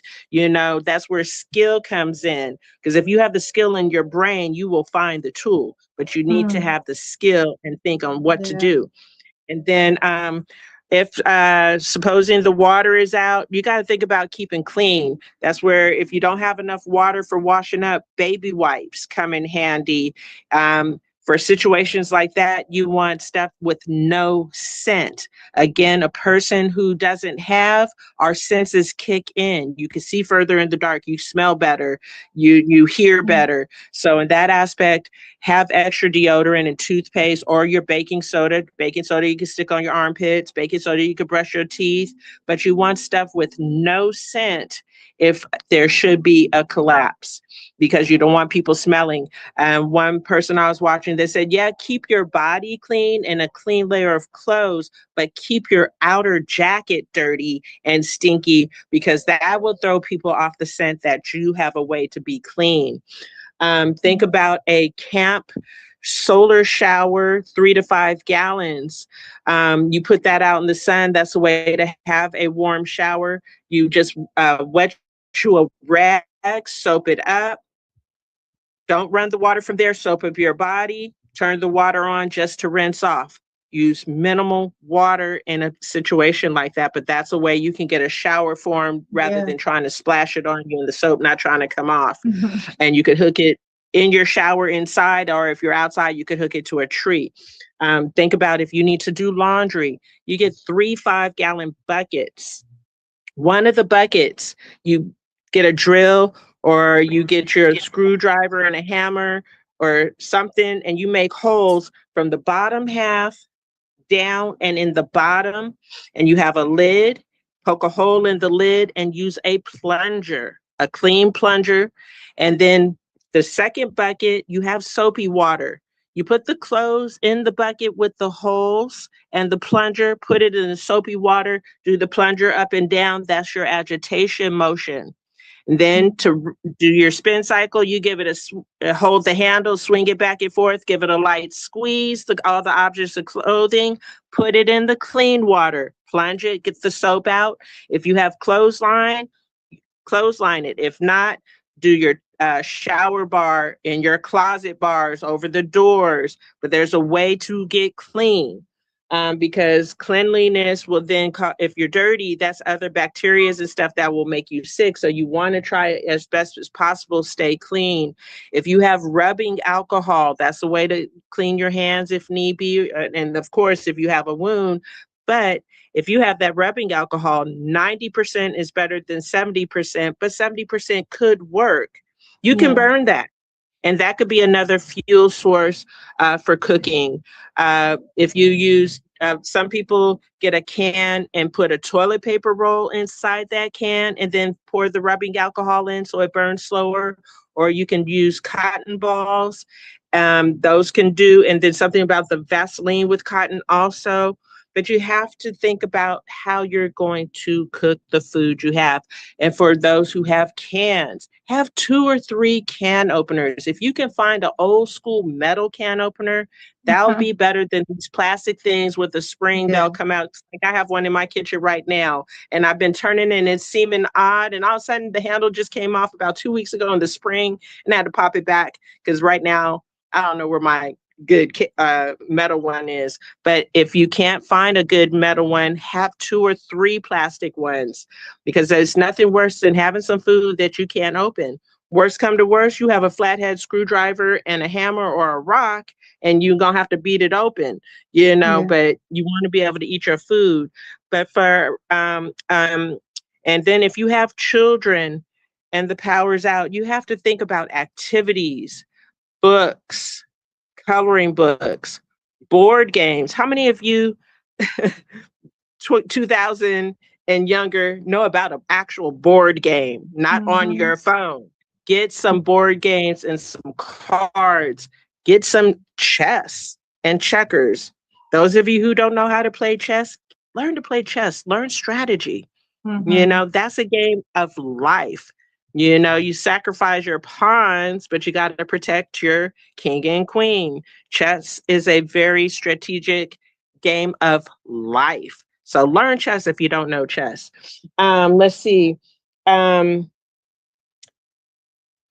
There's more where I haven't spoken to you guys in a couple of months, and I haven't been out really just speaking. That's all I really have for you right now as just a main. Oh, and if you do have pets and you are bugged in, have an extra bag of food for your pets, and maybe some tap water can be okay for them in an extra old water jug so they can have some water.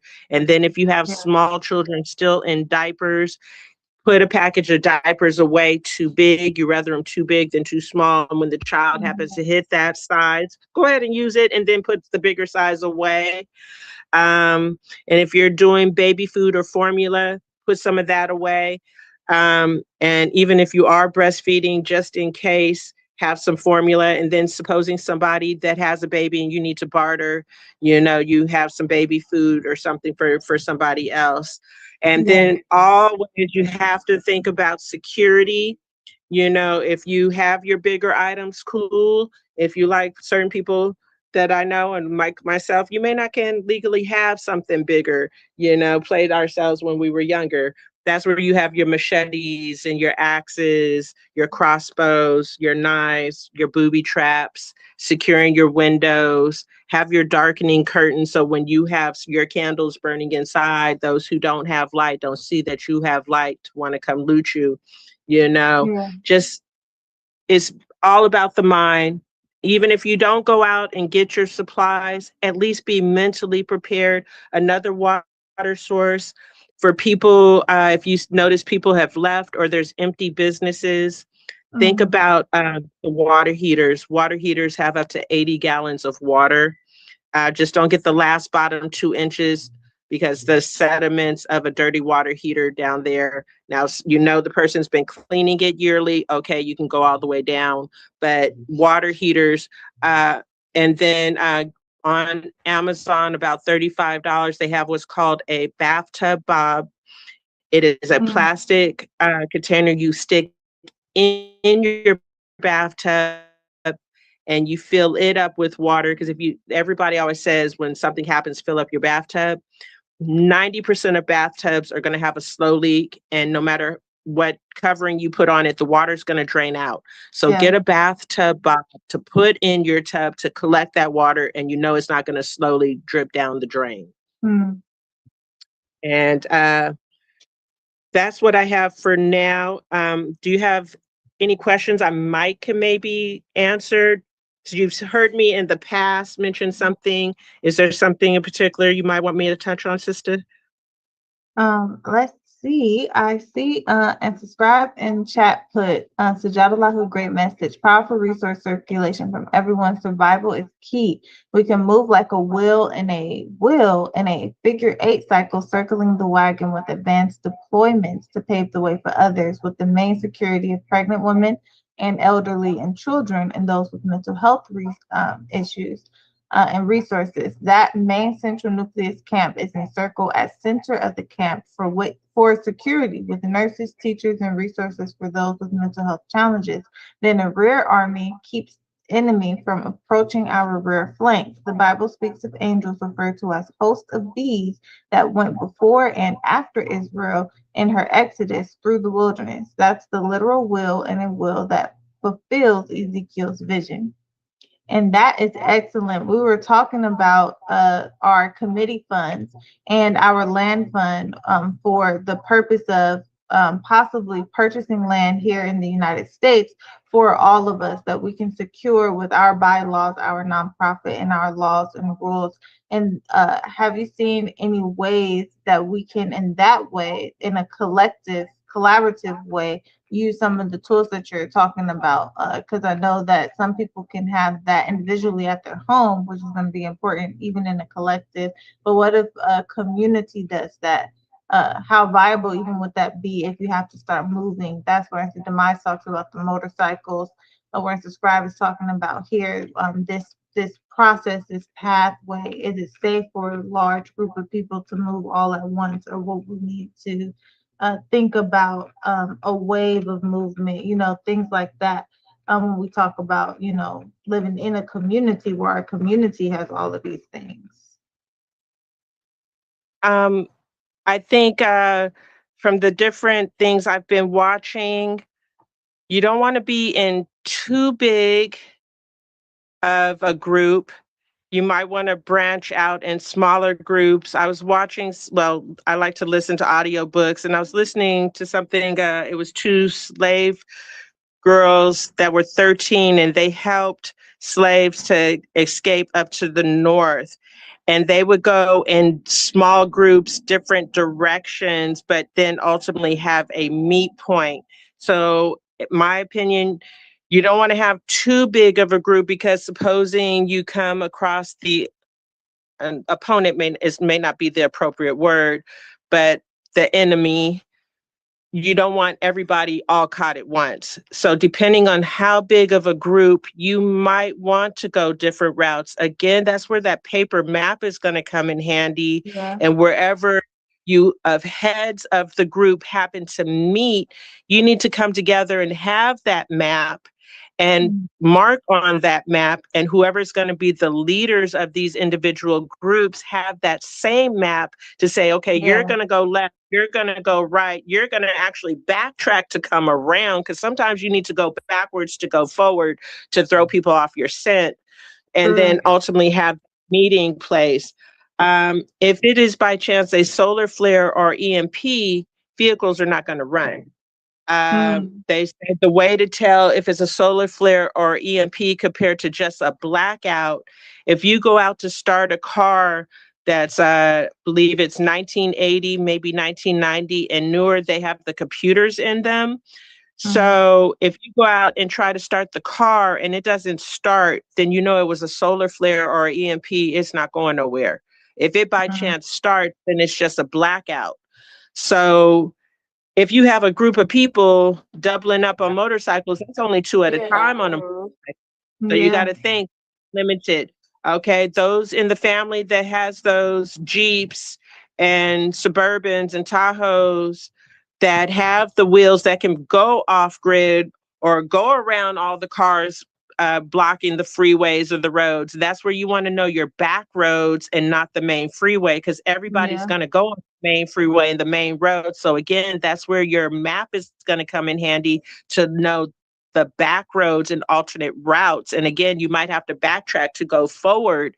So those who have the bigger vehicles, those are the ones that take the supplies and the children, and more the adults buddy up on the motorcycles.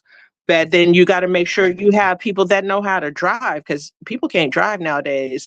That's something I always say. Forget sports, music, and art. They need to bring driver's ed back. Back in my day, we Yeah. had driver's ed. People drove a lot better than what they're doing now. So if you're going to have someone driving, make sure you have that person who could drive and that knows, not just, oh, I know what I'm doing and I'm mashing the gas and the first little spin out, you're done. No, you got to know you spinning out, you turn into it a little bit to turn out of it. You got to have Yeah. your driving skill. Not everybody has that driving skill. Supposing it's raining, you got to watch out for those hydroplanes. You hit the hydroplane the wrong way, you're sliding right off the side of the road. Yeah. So that's something too. Otherwise, if power is still going, or that's where maybe an electric bicycle or just regular old school manual bicycles. But if you happen to have an electric bicycle and you could put the battery in your Faraday cage and it's protected, and then when that time comes, you pull the battery out of your Faraday cage and put it on your bike, you can go as far as you can go without a charge. Or if you happen to have your solar generator, they have a lot, they have a lot of smaller portable solar generators now in these last few years compared to just the big ones. So maybe you could recharge. If not, a good idea is for people to go old school with regular old bicycles. If possible, I would suggest a mountain bike with those thicker tires than an old 10-speed with those thin tires. You know, so in case you do have to go off the main road and into some dirt or sand or something, you can still keep it pushing. Yeah. If you do have children and families, think about the tricycle with the wagon. You know, you can put your children and some supplies and you ride, or those old school double two people bicycles, and you have your little bicycle trailer. You know, so yes, you do want to think about how you're going to get out. Now, supposing you don't have a bicycle or we can't do cars or whatever, in that aspect, key aspect, hiking boots or comfortable pair of shoes that you're going to walk in. You're not going to be trying to walk in no flip-flops or some flats or something. Yeah. You want something with some tread and ankle support and some Mm. socks.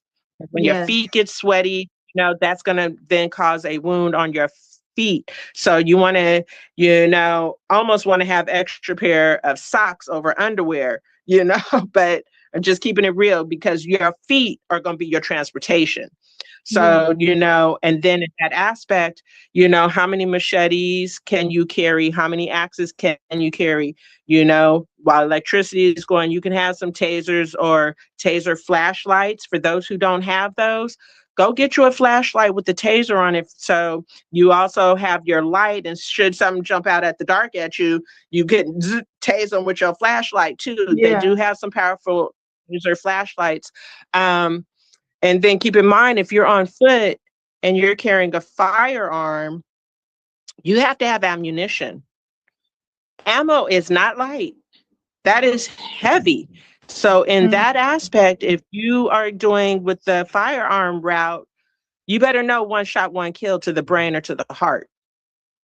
And they now have where you can have the target and the dummy bullet, and you can practice without going to the range, because people like myself can't go to the range. You know, we, you know, been in the system for our firearms, you know, so that's where you get your little compute. It's like your virtual stuff. I'm anti-virtual stuff. I think about the subliminal they be programming in our heads for those of you who play virtual reality games.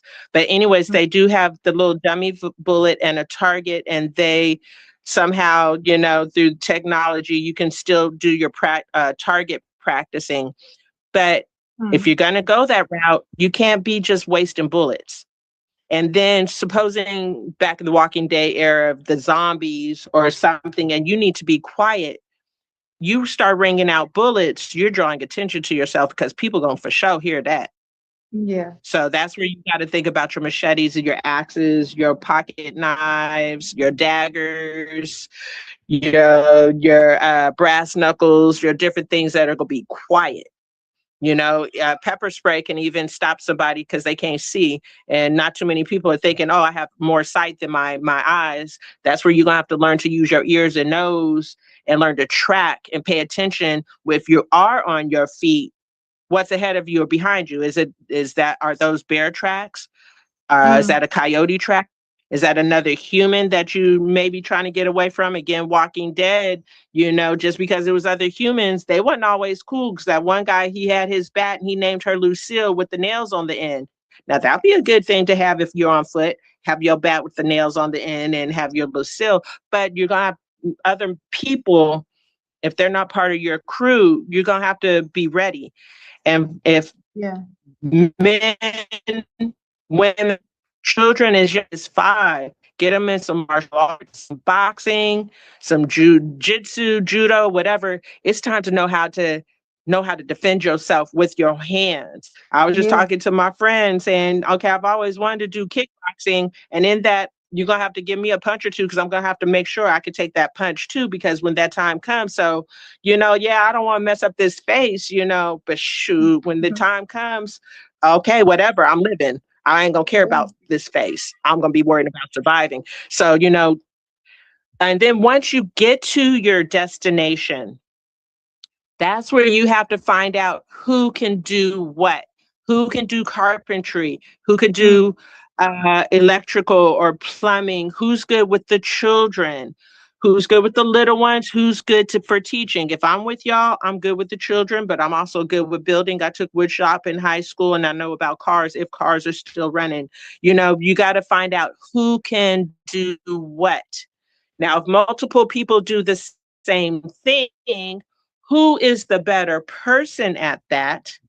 And then maybe depending if you have to go 24 hours a day, like China, that's how they build their stuff so fast. They don't do an 8-hour shift. They do 24-hour shifts. So if you have multiple people, then you go in shifts. You pull a 4, 5, 6-hour shift. Now you come in here and do it. Who knows blacksmithing? Who knows how to, when you slaughter the animals, to turn the skin into leather clothing and shoes?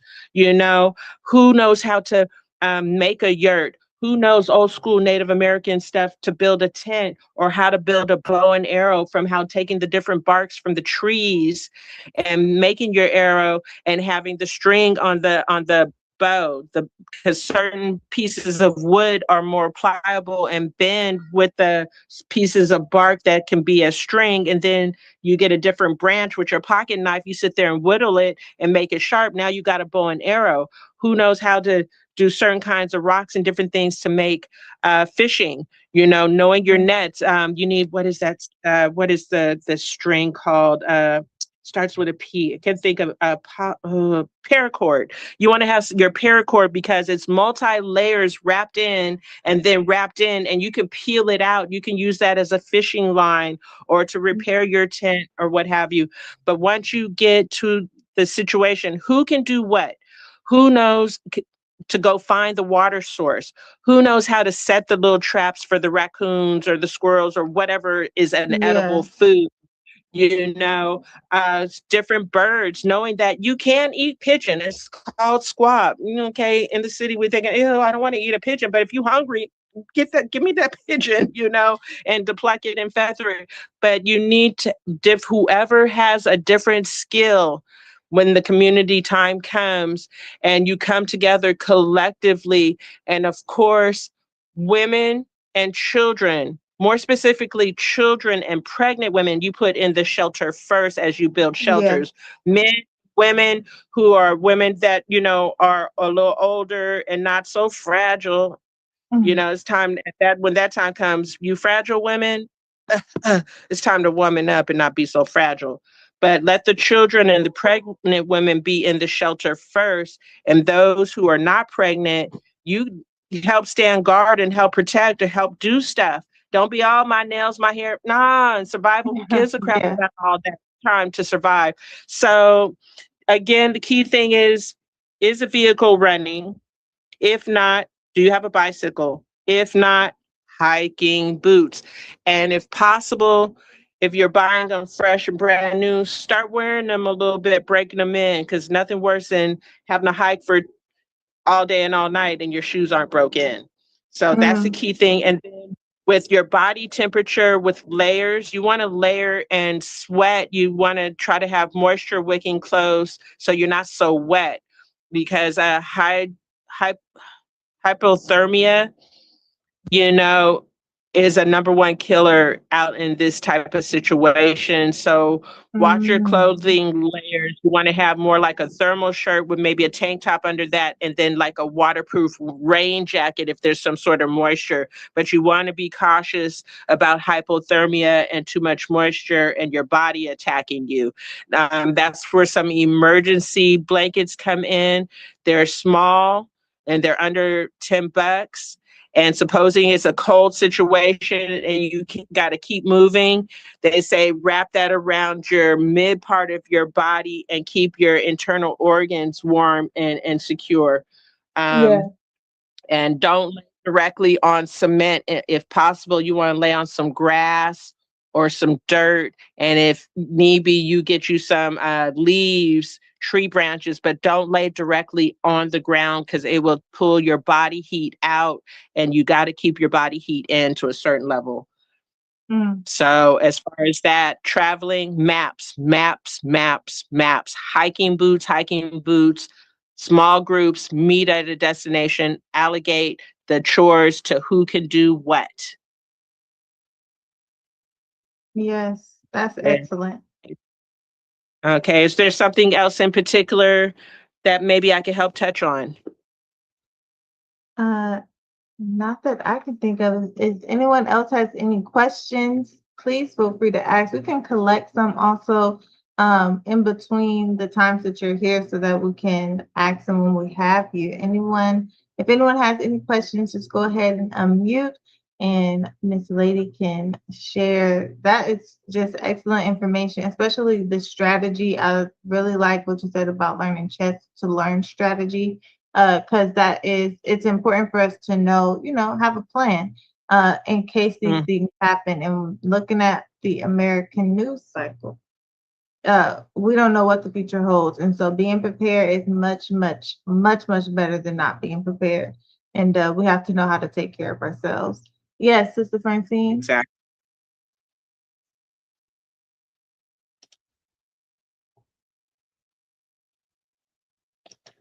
Sister Francine, you're muted.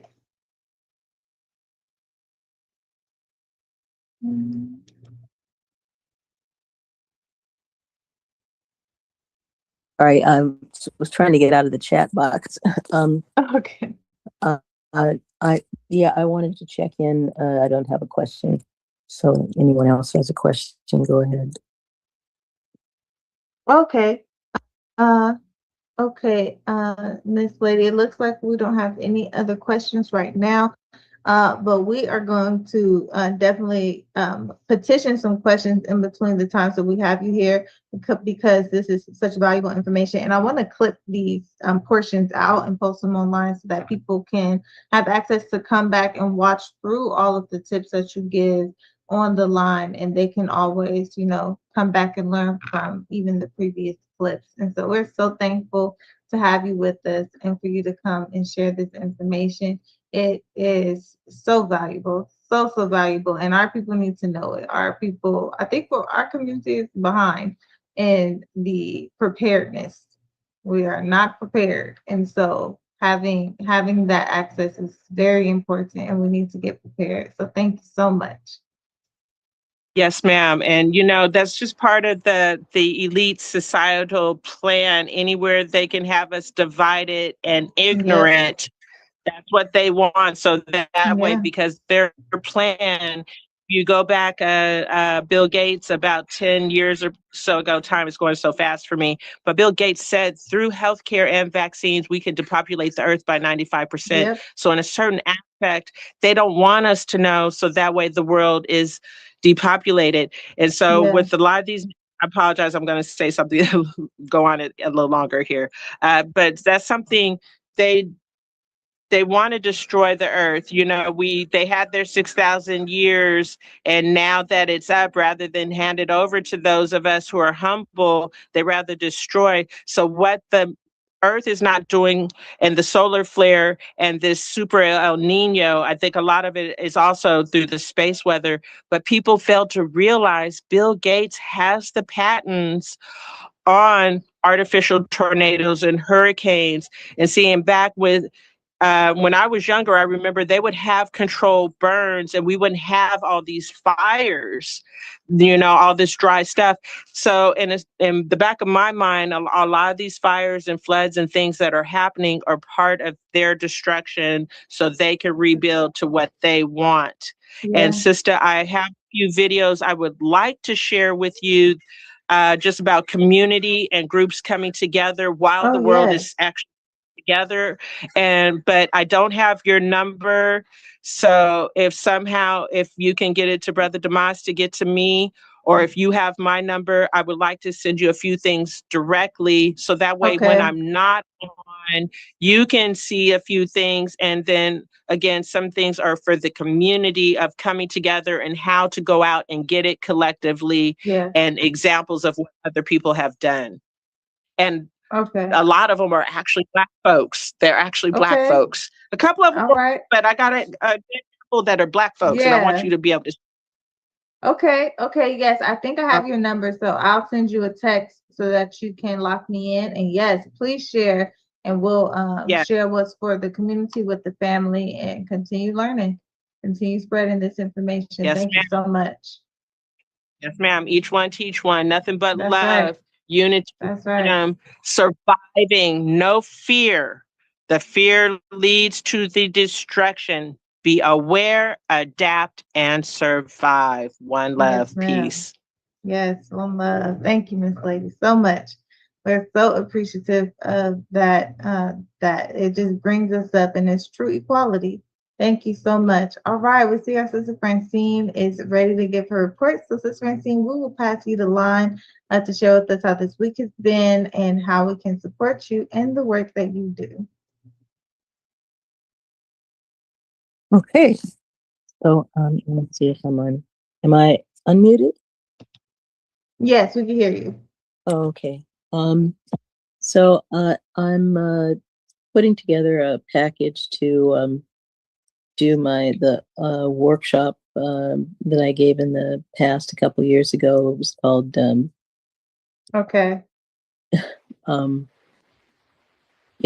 polarity therapy. When it was like mudra windsurfing. So it involves some of the components that I will be using in a full practice. So I'm going to do that first to attract some people. Some of the people that I contacted that said that they might be interested, I'm not getting not getting a positive response. So I just need to move on and get people for that. So I went ahead and paid for 6 extra hours at the acupuncture college because she's actually wasn't charging me for 2 extra hours that I could have paid. She could have made me paid for because of the second day, but instead I just ordered a 6-hour package, like she said. So it's still they're getting their money, but I'm also it's benefiting as well. So that was really nice of the receptionist to do that. So I already have that time set up, and then I'm trying to figure out how to get my.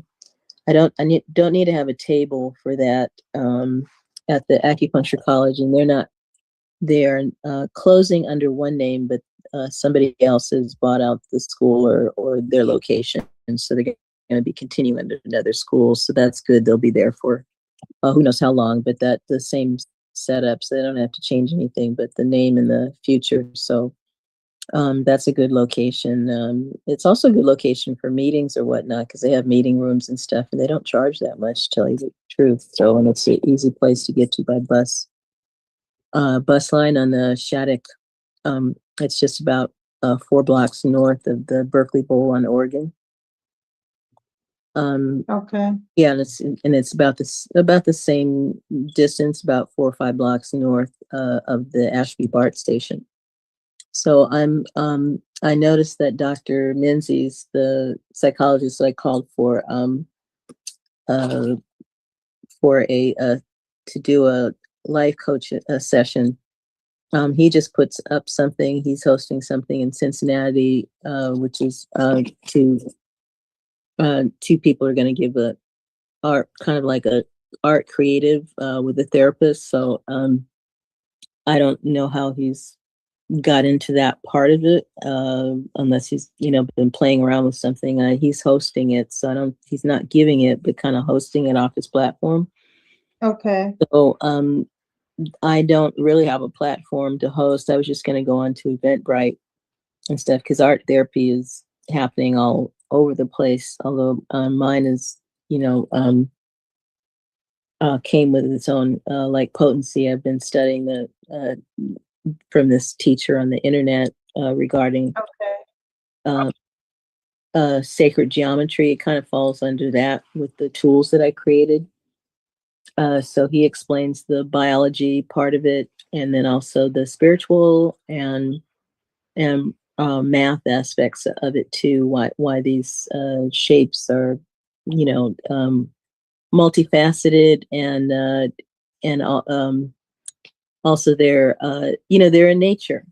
Okay, so they're in nature. We use them in languages. We use them in letters and stuff. All of that, and the ancient people use them and stuff. So I'm gonna be just looking at another couple of systems, not too much in depth, like the Kabbalah and some other writing systems, hieroglyphic. So I'm not sure about the the Hebrew language. I'm just gonna go into it because I fully intended to use some other international writing systems to test it out. So I don't know that I'll be necessarily testing it out to their communities, but just testing out the writing and the energetic aspect of it. So I'm kind of encumbered right now because I lost that case, the eviction notice. So I am being evicted from my apartment. And brother is just put a note on the door that said I could move out by Saturday, which is which is kind of ridiculous. I've lived in this apartment for 10 years now, and I'm just going to move out in a few days, right? So he said I could agree to that, or he's going to post a sheriff's notice. So I'm just going to let him post a sheriff's notice because he has to let me in here. He's not going to pack up my stuff because he'd have to, by law, he'd have to put it in storage, and I'd have 30 days to go get it anyway. So I'm using this time to figure out how to communicate with him because I went with another attorney on Monday to get a restraining order against him from assaulting me at the hospital. And so this puts me in a quandary. How do I communicate who do I communicate about this? Because I'm not supposed to be communicating about him because he's already under temporary restraining order. He just doesn't know it yet because they didn't serve the notice on him. So I'll have to do some research and find out, where I can go with this. Because if I at all speak to him, it will have to be done through a mediator. At this point, he has to answer to those other charges. I was successful in getting a hold of my mother's patient care coordinator at Kaiser, the one who oversaw her discharge to Piedmont Gardens. So he seemed like a very compassionate man. He's Pakistani or Indian or Hindu, but this could be those three majors. Anyway, he's going to call the lady. He told me to tell the lady from the Center for Independent Living to contact him, and that he would try to help her make contact with my mother. So she wrote me back and said that she left a message with him. I wish she could have gotten him on the same day because his schedule changes, and when he's available, that's the time to really try to call him. But she's not quick that way. She tends to call by the next day or something. But anyway, she's made the call, and that she sent me an email and thanked me for it and stuff. And she says to stop contacting her front office, but I'm like, I'll kind of contact whoever I need to, because I need her to move, to move more quickly. She says, she'll get back to me within a couple of days. And that really burns me. My mother's sitting up there at her age and wants to get out of that place. Yeah. I'm still looking at that, and somehow this associate of hers, it was not helpful. I wanted him to tell her she could call me and have him use his cell phone so I could tell her what's happening, but he just kind of cowered it out. And so I don't really have anybody to facilitate that right now. And I need to tell her that, the eviction's taking place, and also that these people are going to be trying to contact her, and she needs to, she needs to know. So when they call, to receive the call, because I can't do anything in the, and then the next, at the end of at the end of November or something like that is when, about the middle or end of November is when the restraining order is up. Yeah. Yeah, the note is odd because my brother says claims that it's the judgment was in his favor. Well, he doesn't own my mother's property. It was never in his favor, and the lawsuit was filed in her name. So it's just lets me know he's forgotten how to be a brother, and it's very sad because this is not a brotherly behavior. And so I did sign the lease to the apartment. So I have an apartment up on Park Boulevard temporarily I signed a year's lease. I still need help in the apartment, and my social worker is dragging her feet. I don't know what she's doing, but she needs to all the work has been done. She just needs to approve the lady that my friend whose mother has a business doing that. She's one step away from being put in the system, but whoever's handling that has not put her paperwork into the system. But she said I went to all the workshops and did all the stuff. So there is business, doing that for anybody that wants. I mean, I'm not able to do that stuff, but cleaning, helping seniors and people for the county estate work and stuff like that. It's apparently there's good money in that. Cleaning up for people. So that's kind of, I'm creating some tools for myself for the workshop and go from there. But I'm a little bit encumbered because I don't have my massage table and my brand new chair massage table, and I've got to figure out how to get those things. And I do have a storage facility now, so it's a lot of work. But pray for me. My health is, the doctor today, he said, well, the nerve in my neck is causing me to lose some muscle mass in my left hand. And the nerve impulse is radiating. So I said no to the surgery because that's all he does. When I met him, he said that's all he does. So I need to find out what are other remedies that might be available for me. So he kind of gave it up today and referred me to a place in Emeryville that does that's a treating doctor, and they have a lot more staff, doctors and physical therapists and people like that to help. And he recommended occupational therapy today. So he's hoping that with therapy, I can rebuild the muscle in my hand. That it's not completely gone, but he said it is weak. And I need prayers because this workers' comp attorney is just been very negligent in my case. I'd like to end it and get my money, but I don't want to settle it based on their terms because they're reserving money that the money they offered me is not the full amount that they actually owe me. It's just a blanket sum. It's just go away. And that's not going to give me future medical. And it's a good thing I haven't canceled because look, I have stuff going on and they have to pay for it. Yeah, definitely. So I'm still studying, and I hope when I get settled into my place that I'll be able to write out, like steps to how to do the practice that I'm doing, and to put it in, stages, because I don't believe in giving people everything all at once. they have to kind of create relationships with their body. Because generally when we're sick, we are out of it, it's not a judgment, but we're out of relationship somewhere with our body, and that relationship has to be restored, you know, through food, being around healthy people. You know, there's different levels of doing that, and it just depends on where the person is at. So I am feeling quite exhausted because it's like years working for my mother, and then to have me portrayed as doing literally nothing for her in court, and was having to listen to my brother misstate the evidence, and so that he can get what he wanted. Yeah. So I hope my mother holds up for these people to help her, and they can begin to help facilitate her. That's kind of my last act as far as I'm concerned. There's nothing more for me to do until I'm able to see her if she's still around in November. And so far, nobody has said she's dying, but I don't like the fact.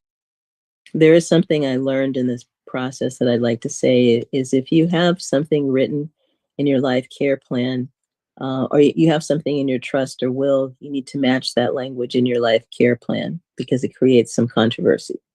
Okay.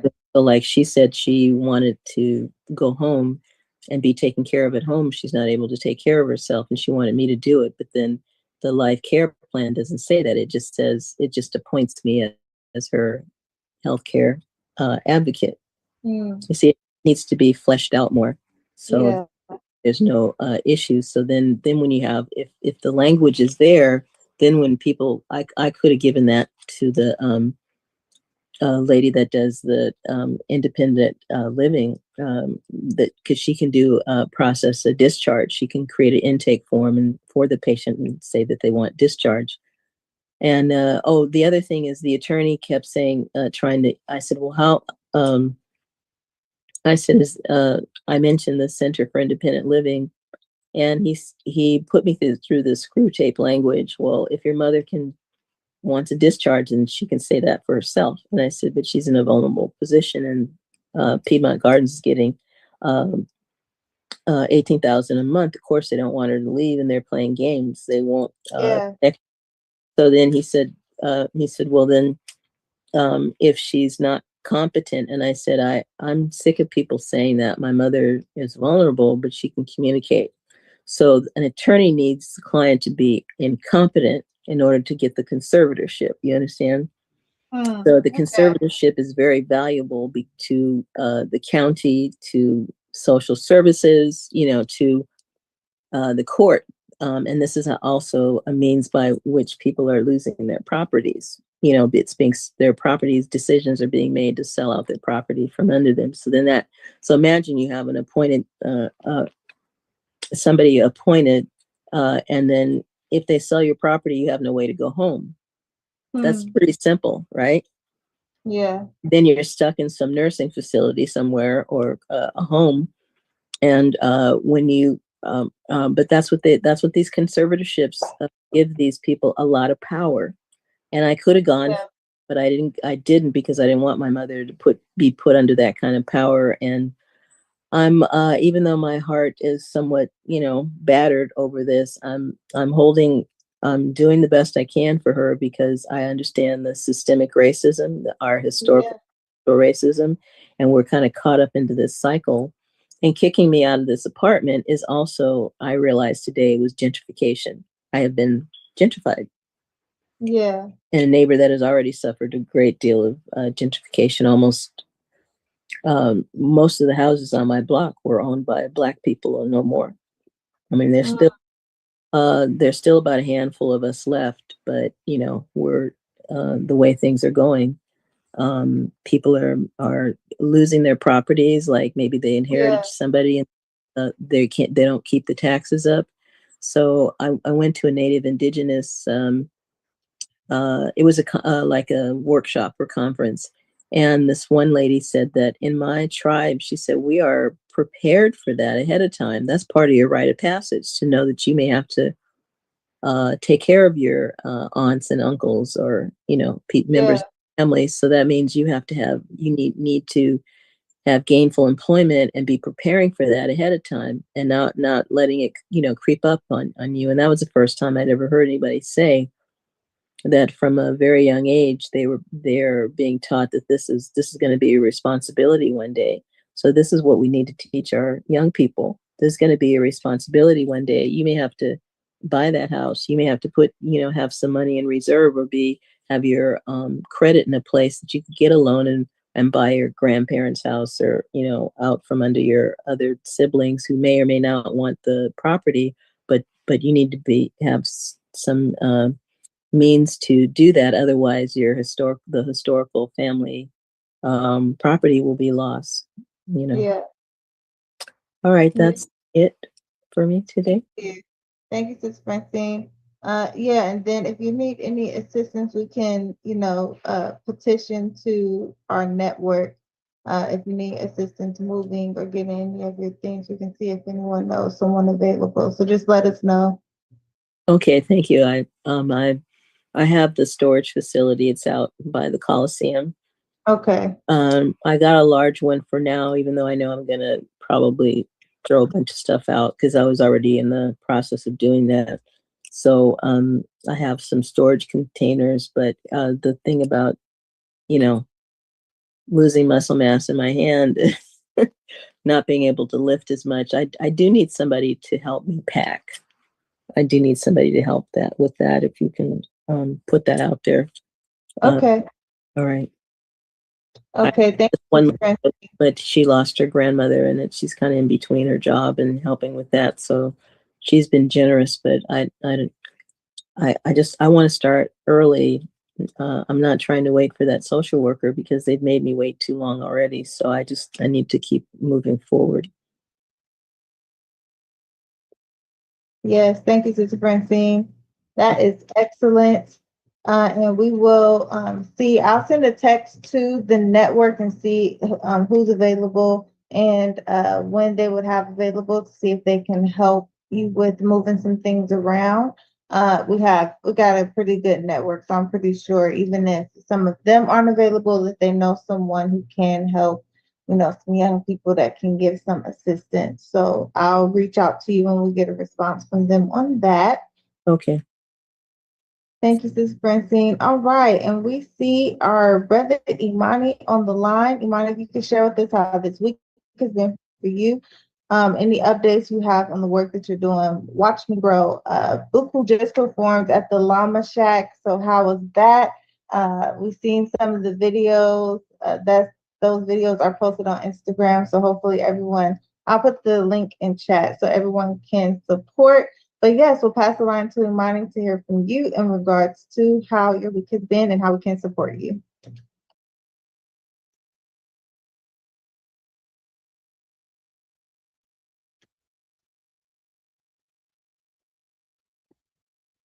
Imani? Sorry, can you hear me? Yes, we can hear you now.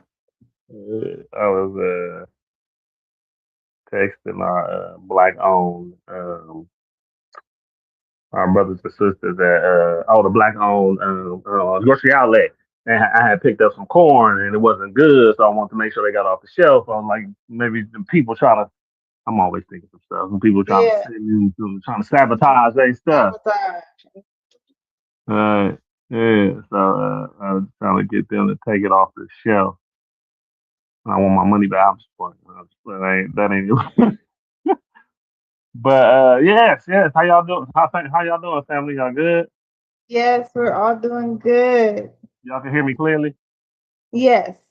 Okay, cool. It's like with these headphones I gotta talk loud when it come through. Other than that, like my wife be thinking I'm whispering stuff. I don't know how to whisper. So oh man, the Llama Shack, bro. That Llama Shack. I'm sorry. I'm sorry. The Llama Shack was fire. It was fire. It was the setting was different than any place I've ever been to. Um, and it was in the cut. Like they don't want people to know the address there. They don't have the address listed like that. Not like super duper out and open. Definitely not on social media. Oh, So wow. Yeah, it's like a little kind of like a little tuck spot. Cause when you drive up, um, I don't know if y'all know, Diamond District. They got the 7-Eleven over there. And it just looks like a regular neighborhood and everything. And then when you go in, you go on the entrance, and then you walk down. And when I say, man, it's like a pond. Like we were where we were in front of doing the show, like rapping. It was a pond right in front of us, Oh, and wow. and on the other side of the pond was the place that people sit. But it was like a self. It looked like a self-made, like it was like rock, and they put they had a little the spot up there. They had the wood, they had the covering and everything on one side, and the other side was kind of open. And then they got a nice setup. It's super Wow. unique. Yeah. So yeah, it was nice. I hope they have us back, and it was just straight hip hop. Like you know, in my with the Christian hip hop that I do, I gotta, Yeah. you know, I want like it was like a battle type thing. I be trying to take the pride out of it, but I be so much in the competitive spirit sometimes when it comes to hip hop. I just like, Monty, you ain't living that life no more, right? So I got to be careful. This is me. This is what I need, Yeah. uh, and for my walk. My walk is to, we get down for sure, but um, but yeah, it was nice. It was nice. I saw some people there. I don't know if y'all know Sister Ayana. Sister Ayana does a lot of stuff. Person that started Black August. One of the people that started Black August was my boy's dad. I grew up with him, and I used to come from East Oakland and go to Berkeley, and he was there, and his mom was there, and it was just good to see them. And I was like, man, I didn't know your daddy. Yeah, so he was saying his dad helped start that. So it was nice to be there to celebrate that with them. And it's gonna be super nice to be there. We have another one on the 29th on Saturday. Yep. Uh, on Saturday, yeah. So that's gonna be big. City Hall. That Yeah. same day, I got a family reunion, so I'm gonna go to that early, and that's in like San Diego, Hayward area. So Yeah. I'm gonna go to that, and then leave like around 1 to come meet the crew and stuff. I actually got some shirts that I need to do for the family reunion, also. So just us, getting together uh, this weekend. Yeah. So we've been. One of my boy ain't come home. I think he might be busy. But oh no, he didn't see the text. Hopefully he'll be able to come in and share about it because I heard somebody say something about some chess, and we get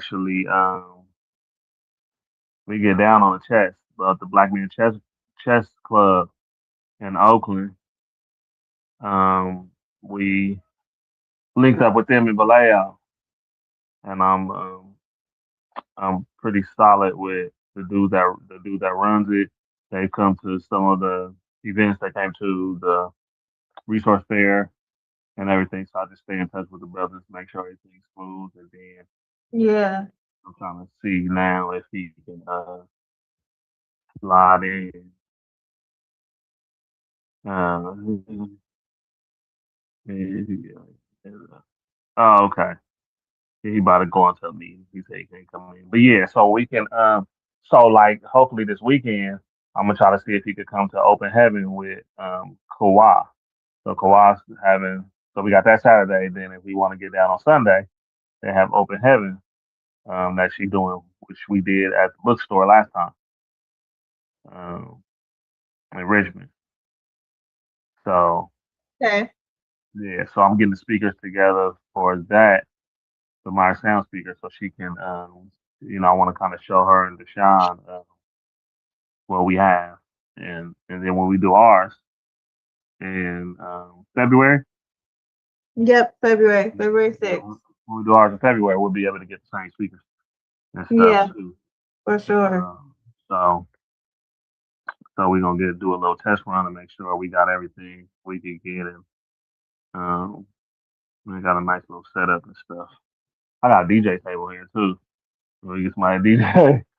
Um, so yeah, just doing some shirts, getting with me and Jamila been crossing T's, dotting I's with the after school programs and Watch Me Grow.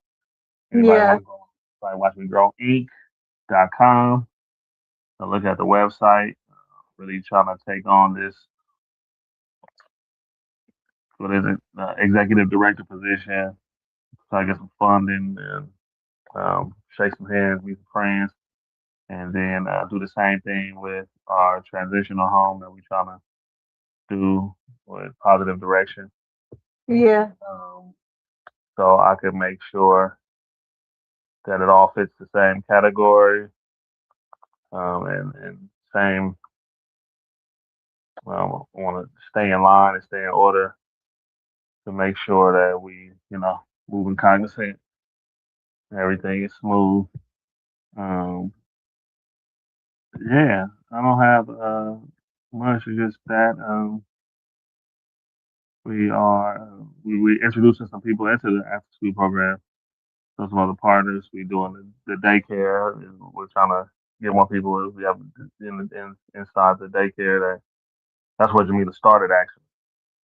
So giving some people some jobs that got let go from a lot of places and schools and a lot of positions in the school in Vallejo because all of those schools that closed.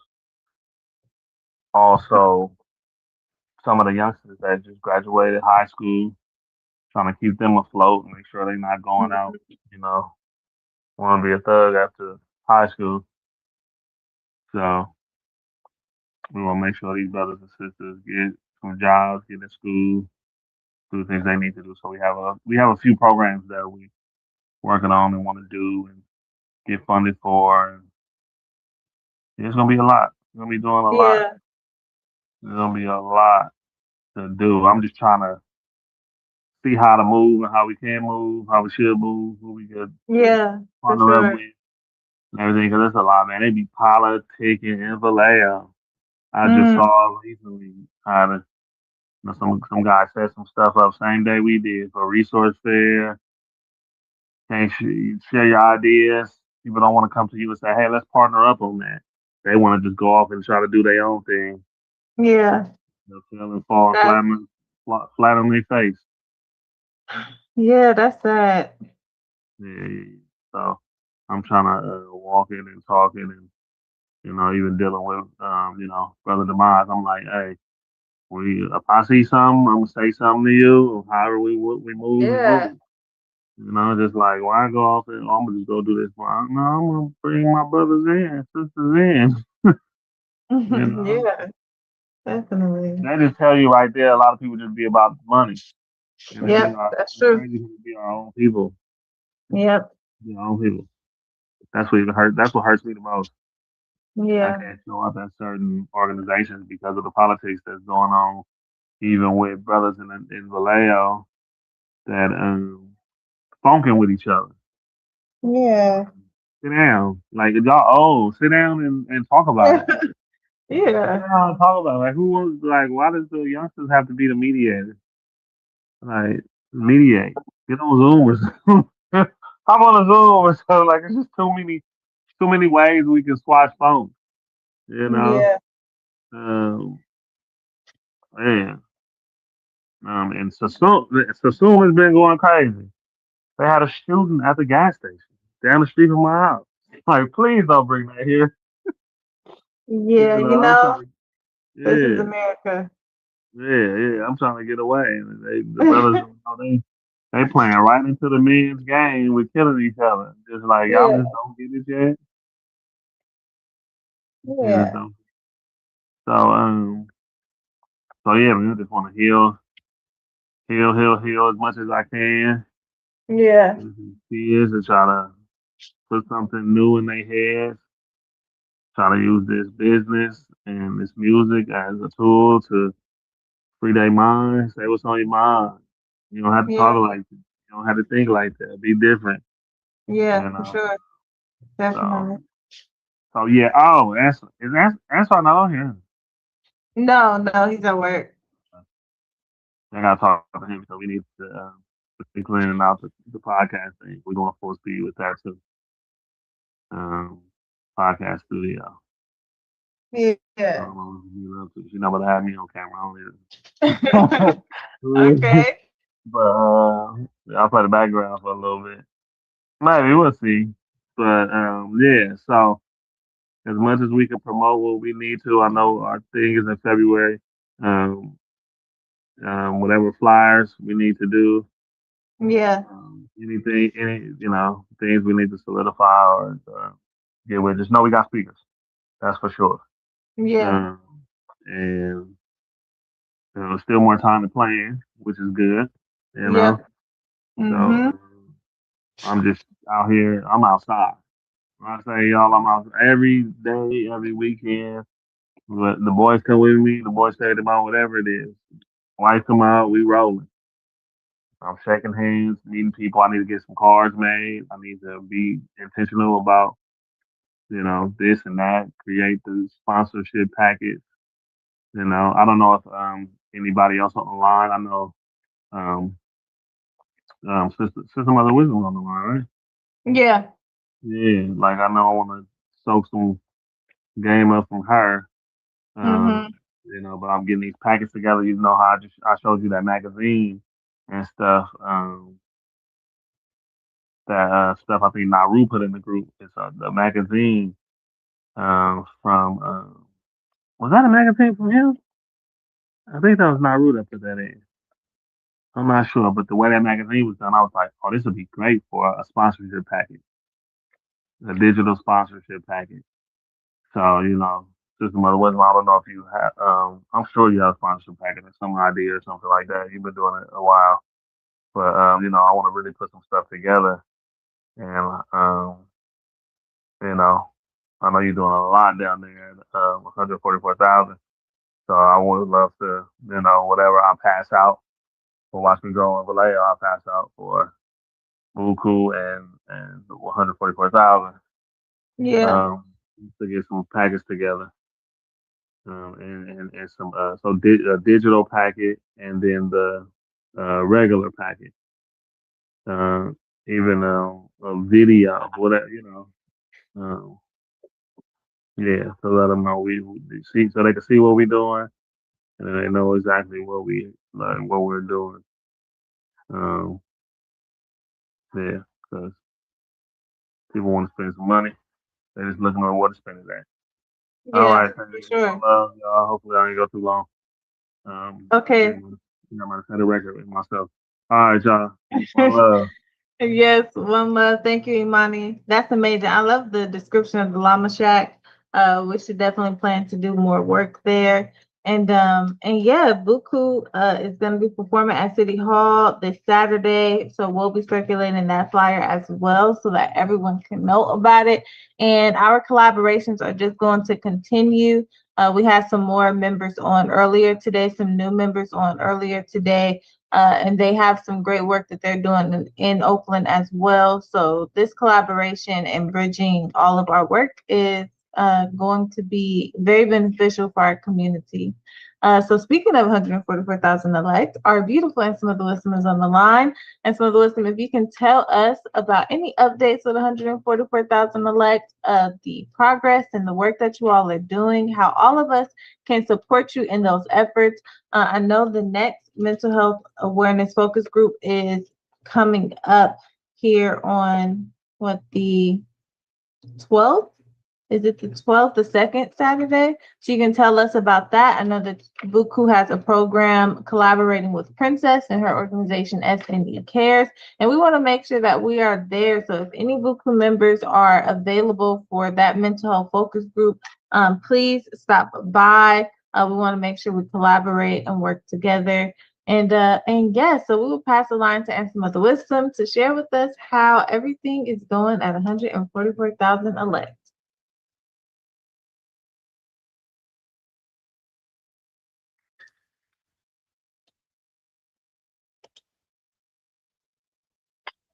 All right. Let's see. And some of the wisdom. If some of the wisdom is available.